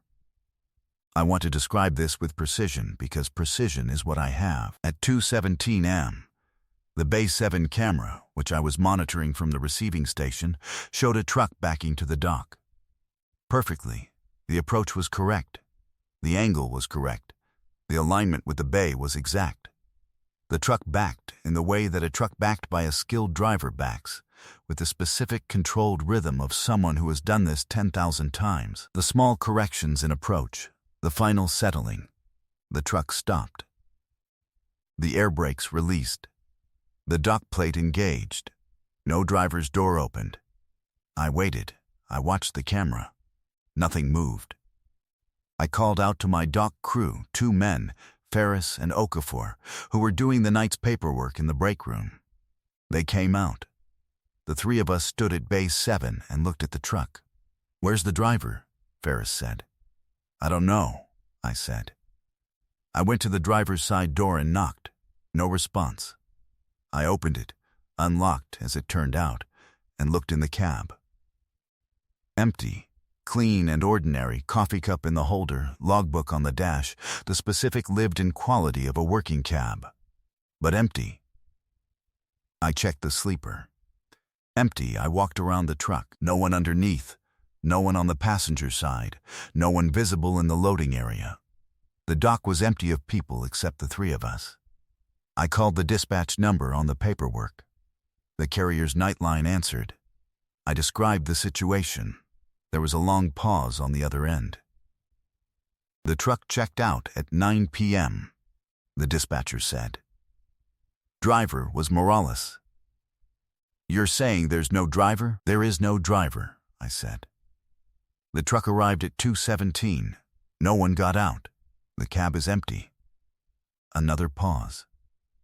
The GPS shows the truck at your facility. The truck is at my facility. The driver is not. The dispatcher put me on hold for 4 minutes. When she came back, she said, "We're attempting to reach Morales. Can you hold the load until we have more information?" We held the load. Ferris, Okafor, and I sat in the receiving bay with a truck that had arrived perfectly and efficiently and without a driver, and we drank coffee and waited for someone to tell us what had happened. Morales called at 3:45 a.m. He was at a rest stop at mile 88, 140 miles from my facility. He had, he said, stopped at mile 88 at 11:30 p.m. with a headache that had become severe. The kind of severe that he recognized from a previous experience as a migraine that would be debilitating. He had called dispatch, his own account confirmed by dispatch's log, and told them he was stopping for the night, that he could not drive. He had taken his migraine medication and had been asleep in the sleeper since 11:45 p.m. His truck had arrived at my dock at 2:17 a.m. His truck, with him asleep in the sleeper at mile 88, had been at my dock at 2:17 a.m. Morales drove the truck, now empty of load, which we had unloaded because the delivery window was real and the medical supplies were real, back to the depot the following morning. He had no memory of anything after 11:45 p.m.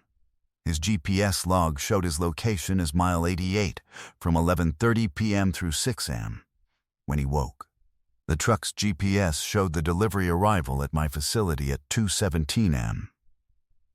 2 GPS logs, 2 locations, 1 truck. The investigation found no explanation. The carrier's insurance processed the incident as a logistics anomaly, a category that exists, apparently, for events that have no mechanical or human explanation, but that resulted in no damage and no non-compliance. The medical supplies were delivered on time. They were received by a clinic that opened at 6 a.m. and needed them before opening. Patients received their medication. I have worked at this dock for 14 years. I have received 12,000 deliveries. I have a protocol for every situation I have encountered. I do not have a protocol for a truck that arrives without a driver and departs having delivered its load and returns to its driver, who has been asleep at a rest stop for the duration. What I have instead is the image from the Bay 7 camera, a truck backing in with perfect precision, the final settling against the dock plate, the air brakes, no door opening, the truck sitting, attended by nothing, until we came to it, and the conviction, which I have no evidence for and no way to prove, that whatever drove that truck to my dock at 2:17 a.m. knew what it was doing, knew the delivery address, knew the bay, knew how to back a 53-foot trailer into a dock with the precision of 10,000 repetitions. The medicine arrived. Somebody made sure it did. V7. The highway never reached Sunrise. I have been a night driver for 8 years. This is not incidental to the account I am about to give. It is central to it.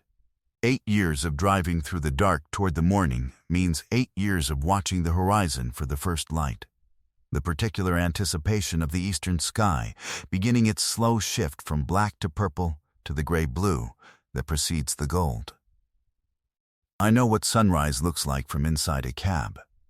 I know the specific time it arrives on every route I drive, factoring for season and cloud cover and the angle of the road. Sunrise is the end of the night run. It is the punctuation that closes the long sentence of the overnight. On the night in question, October, clear skies, a southbound run I had made 100 times, the sunrise did not come. I want to be very precise about what I mean.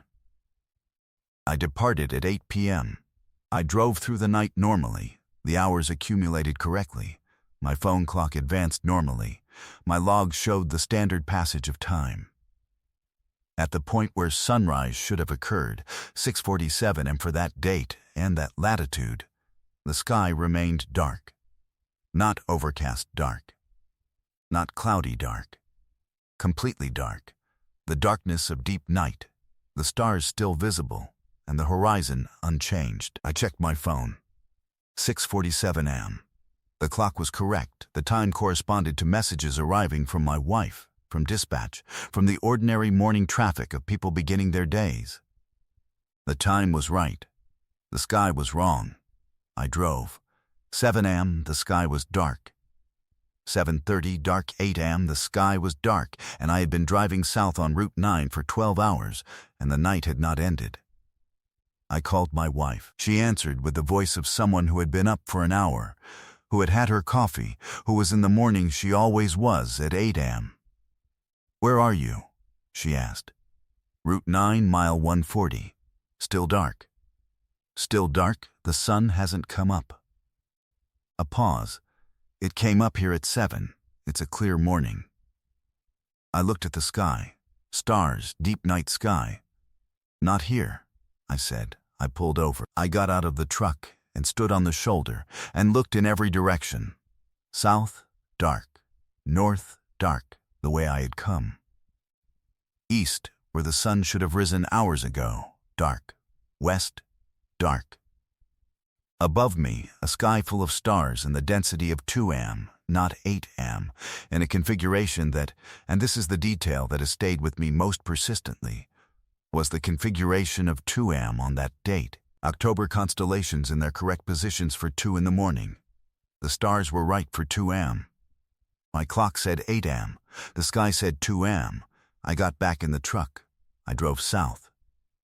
At mile 120 I stopped for fuel, the stop I always used, the garrison station. It was open. The woman behind the counter was the same woman I had bought coffee from on 100 previous runs. "Early morning," she said. "Is it morning?" I said. She looked at me and then at the window, at the dark outside. "Strange one," she said. "Sun's running late. Has anyone else said anything?" She looked around at the other driver in the station, a man I didn't recognize, buying something from the cooler. He looked up when she looked at him. "Sun's not up yet," she said to him. "Running late," he agreed. He didn't seem troubled by this. I drove. Mile 100, mile 80, mile 60. At mile 60 I pulled off at a rest area and sat with my engine running and my window down and waited. At mile 60, at 9:47 am, the eastern horizon went purple. Then blue-gray. Then the specific gold of the sun coming up late, catching the tree line, spreading across the fields. Sunrise, 3 hours late. I watched it for 10 minutes. Then I drove south in the new daylight and arrived at my destination at 11:15 am, 6 hours behind schedule.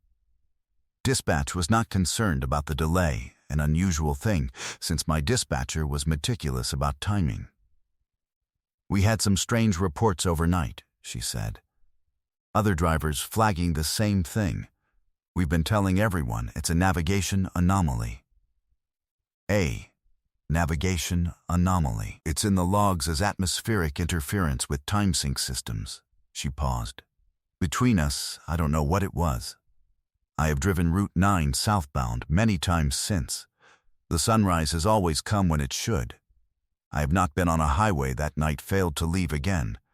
But I think about mile 60, where it finally came, about whether the sunrise had been there all along, waiting at that specific point on the road, and the highway before it had been in a different state. A stretch of road where night persisted, where some quality of the miles between the depot and mile 60 held the dark past its appointed time. About the woman at the garrison station who said "strange one" with the acceptance of a person who has seen the road behave unexpectedly and has decided that acceptance is the correct response. About the other driver who said running late and bought his drink and did not seem troubled. I think there are stretches of road that exist slightly outside the times they appear to be in. Old roads. Roads that have been roads for long enough that they have accumulated their own temporal weather. And sometimes you drive through that weather and the sun is late and the stars are wrong, and you keep going south until you come out the other side into the morning you were always going to reach. The highway never reached sunrise. But I did. Eventually, that, I have decided, is enough. Wait. My dashcam recorded tomorrow. The dashcam is a Vantru N4. Front, interior, and rear cameras. Continuous loop recording. GPS overlay that stamps each frame with location and speed. I installed it 18 months ago for the standard reasons. Insurance documentation, incident evidence. The practical self-protection of a professional driver who spends most of his working life in situations where having a record is better than not having one. It records to a 256 gigabyte card. The loop is 72 hours, after which the oldest footage is overwritten by new recording. I check it when I need to, and ignore it when I don't. The footage of Tuesday, April 14th, was on my card when I sat down to review a minor incident from April 12th. I was scrolling through the card's file structure, and I noticed the April 14th timestamp on a file that should not have existed, because on the date I was reviewing footage it was April 13th. Footage dated tomorrow. I opened the file. The footage showed my truck on Route 7.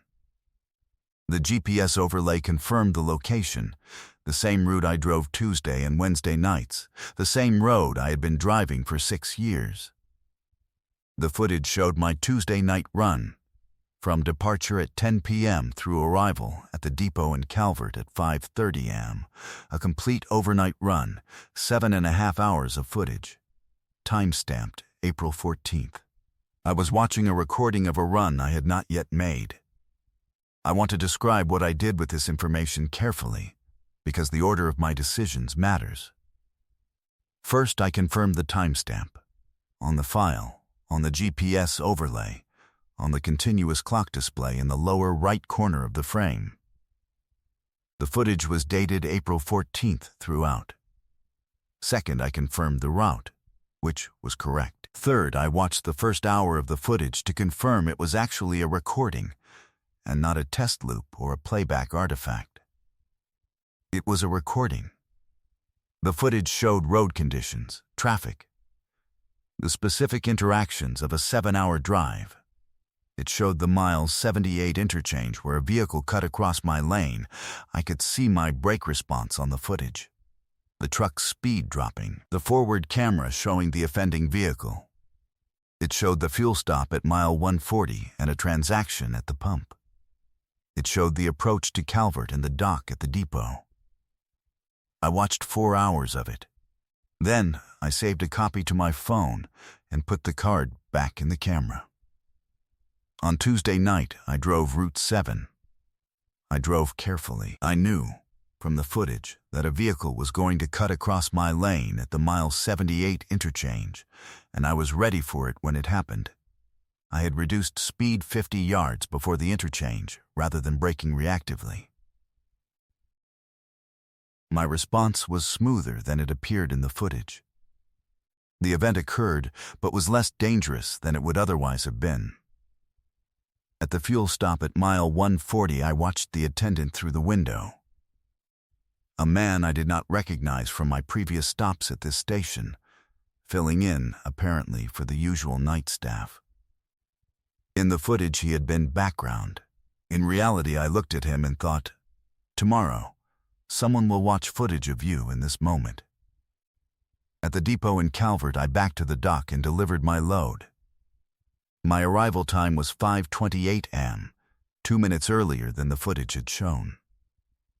When I reviewed my dashcam footage on Wednesday morning, April 15th, I found the April 14th file was gone.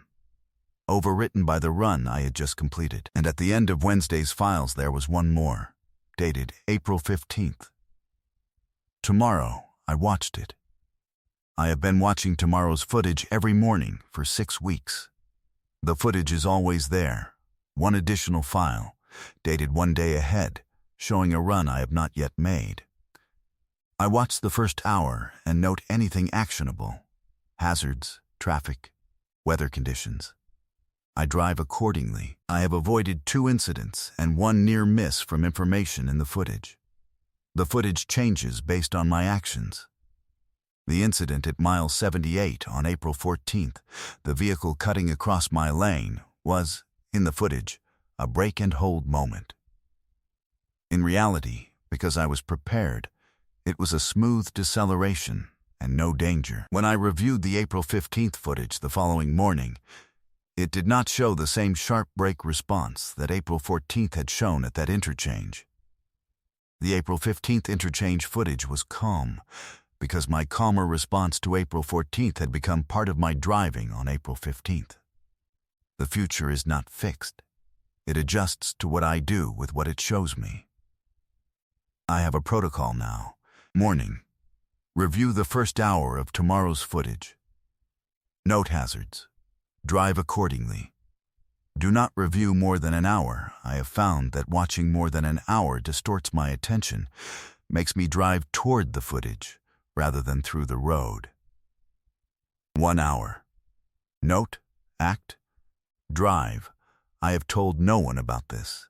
Not my dispatcher, not my wife, not any other driver. The dashcam records what it records. I have not been able to determine why this one records tomorrow. It is a consumer device, available to anyone, nothing special in its specifications. But it records tomorrow.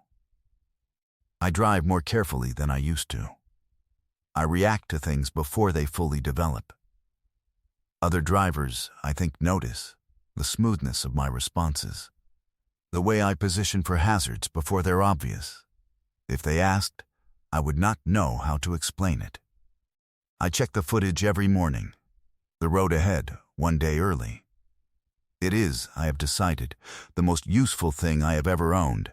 IX, the trailer was full of locked doors. The manifest said architectural salvage. I have carried architectural salvage before. Reclaimed wood, vintage fixtures. Hardware lots. The physical remains of buildings that have been taken apart and whose parts have found buyers elsewhere.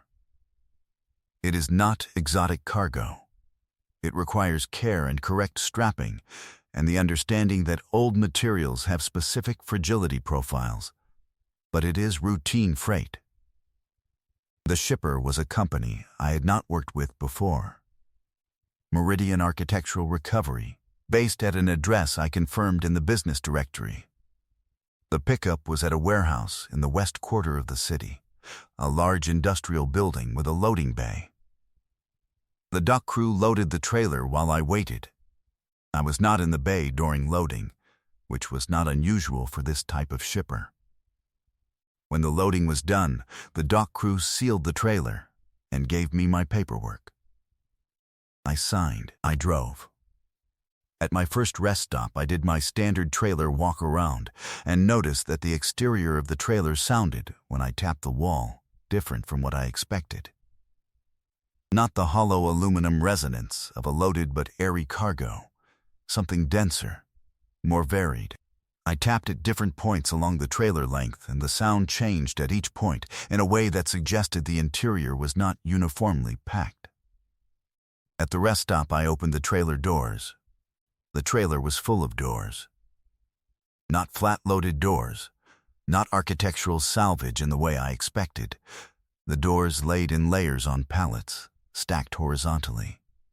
These doors were standing, upright, filling the trailer from floor to ceiling, from the rear threshold to as far forward as I could see, standing in rows with their faces outward, door after door after door. Wooden doors, primarily, some with glass panels, some solid, various ages and styles, the kind of accumulated variety that comes from many different buildings across many different decades. Some were painted, some stripped, some still with their original hardware, knobs, locks, letter slots, kick plates. They were all locked. I tried the nearest one first, reached forward and tried the knob, which turned in the normal way of a knob, but stopped at the point where the latch would release, held by whatever locking mechanism was inside. I tried 3 others along the accessible row, all locked. I stood in the door of the trailer for a long time looking at this. I have thought about what I was experiencing, and I have not found a better description than a room full of closed possibilities, each door leading somewhere I could not access, each locked against me or against anyone. The smell coming from the trailer was the smell of many buildings, old wood and old paint and old hardware, each door carrying the specific olfactory history of the structure it had come from. I closed the trailer doors and drove to my delivery point. The delivery was to a private address, not a business, but a large property in the rural East County, a house set back from the road with a long driveway. The receiving party was a man named Aldous, who came out when I pulled in and directed me to a large barn at the rear of the property. I backed to the barn. Aldous and 2 assistants unloaded the trailer. I watched from a distance, and what I saw was, each door was carried into the barn and placed upright in a position that appeared to have been prepared for it. I could see, through the barn door, rows of stands, each sized for a door, each position marked. "What do you do with them?" I asked Aldous when the unloading was complete. He was a tall man with an academic quality to him, the kind of man who collects things with the specificity of scholarship. "Research," he said. "What kind?" He considered whether to answer. Then, "These are doors from buildings where notable events occurred, events that happened at specific addresses. The door is often the point of ingress, the last thing a person passed through on the way to something significant." He looked at the barn. "I'm interested in what stays in a door, whether there's a residue, a record." "Are they all locked?" I asked.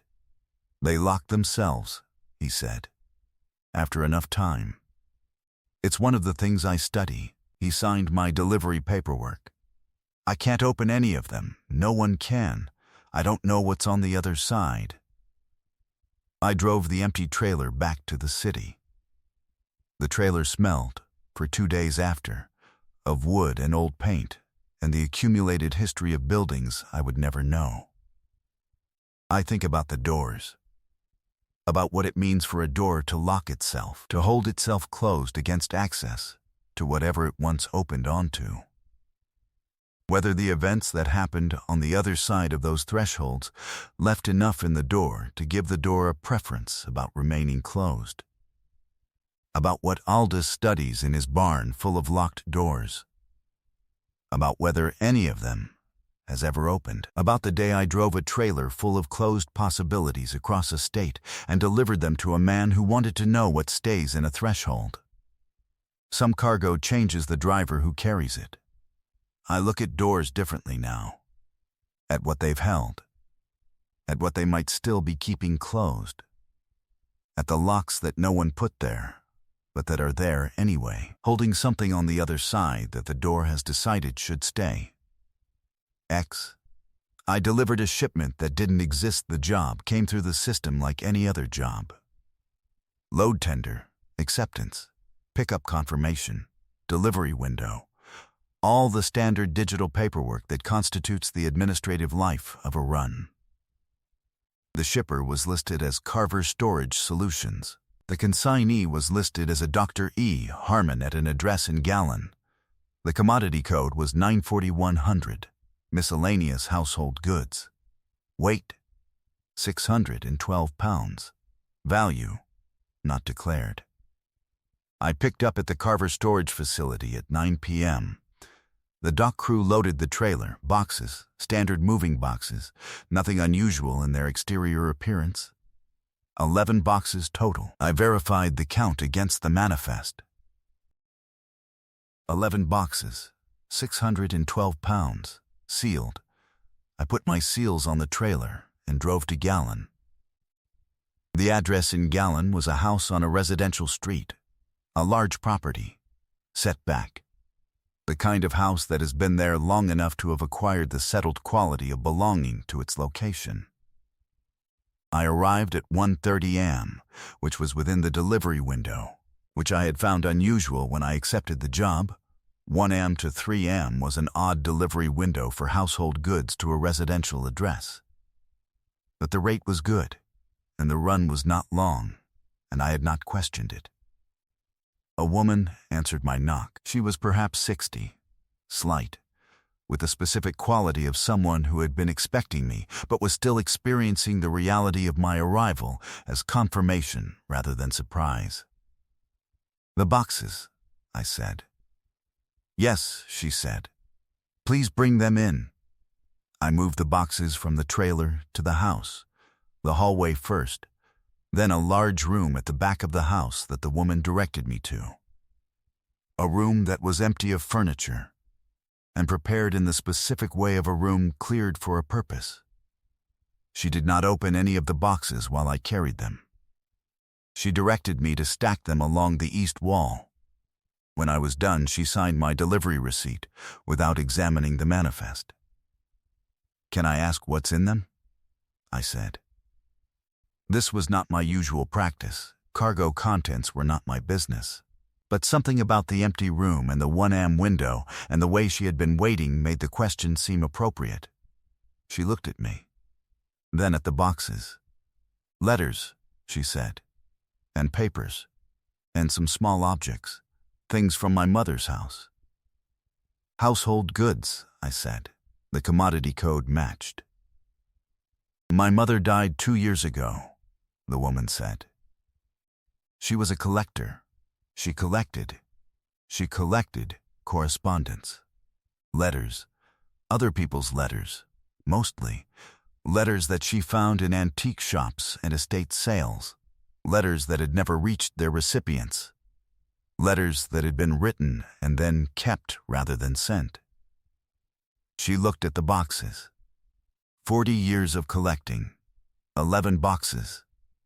"You had them in storage," I said. She looked at me with an expression I did not initially understand.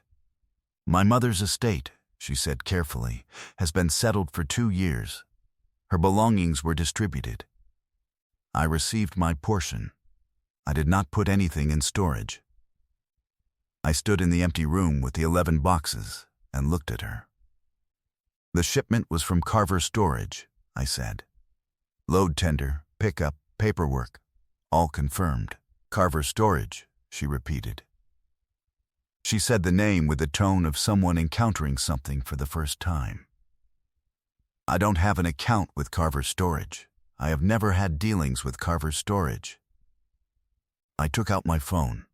I showed her the load tender, the pickup confirmation, the delivery receipt she had just signed. She looked at all of them. "This address," she said. "This is my address." "Yes." "And my name?" She pointed to the consignee field. "Yes." "Who arranged this?" she said. "I don't know," I said. "The job came through the system. I picked up the load at Carver as listed. There was a dock crew. The boxes were there." She looked at the boxes for a long moment. Then she crossed the room and opened the nearest one. Inside, letters, bundled in rubber bands, sorted in some system I could not immediately read, the envelope's various ages and conditions. She reached into the box and took out a bundle. She looked at the top envelope. "This is my mother's handwriting," she said. She put the bundle down. She opened another box. More letters, but these in the handwriting of someone else I could see from where I stood. Different from the first bundle. She went to a third box. A fourth. "These are her letters," she said. "The ones she collected. But also," she held up a bundle. These are in my grandmother's hand. My grandmother died in 1987. I have never seen these letters. I didn't know they existed." She sat down on the floor. Not dramatically. The practical sitting of someone who has received an impact and needs to be closer to the ground. "Whoever arranged this," I said, "arranged for your mother's collection to come to you.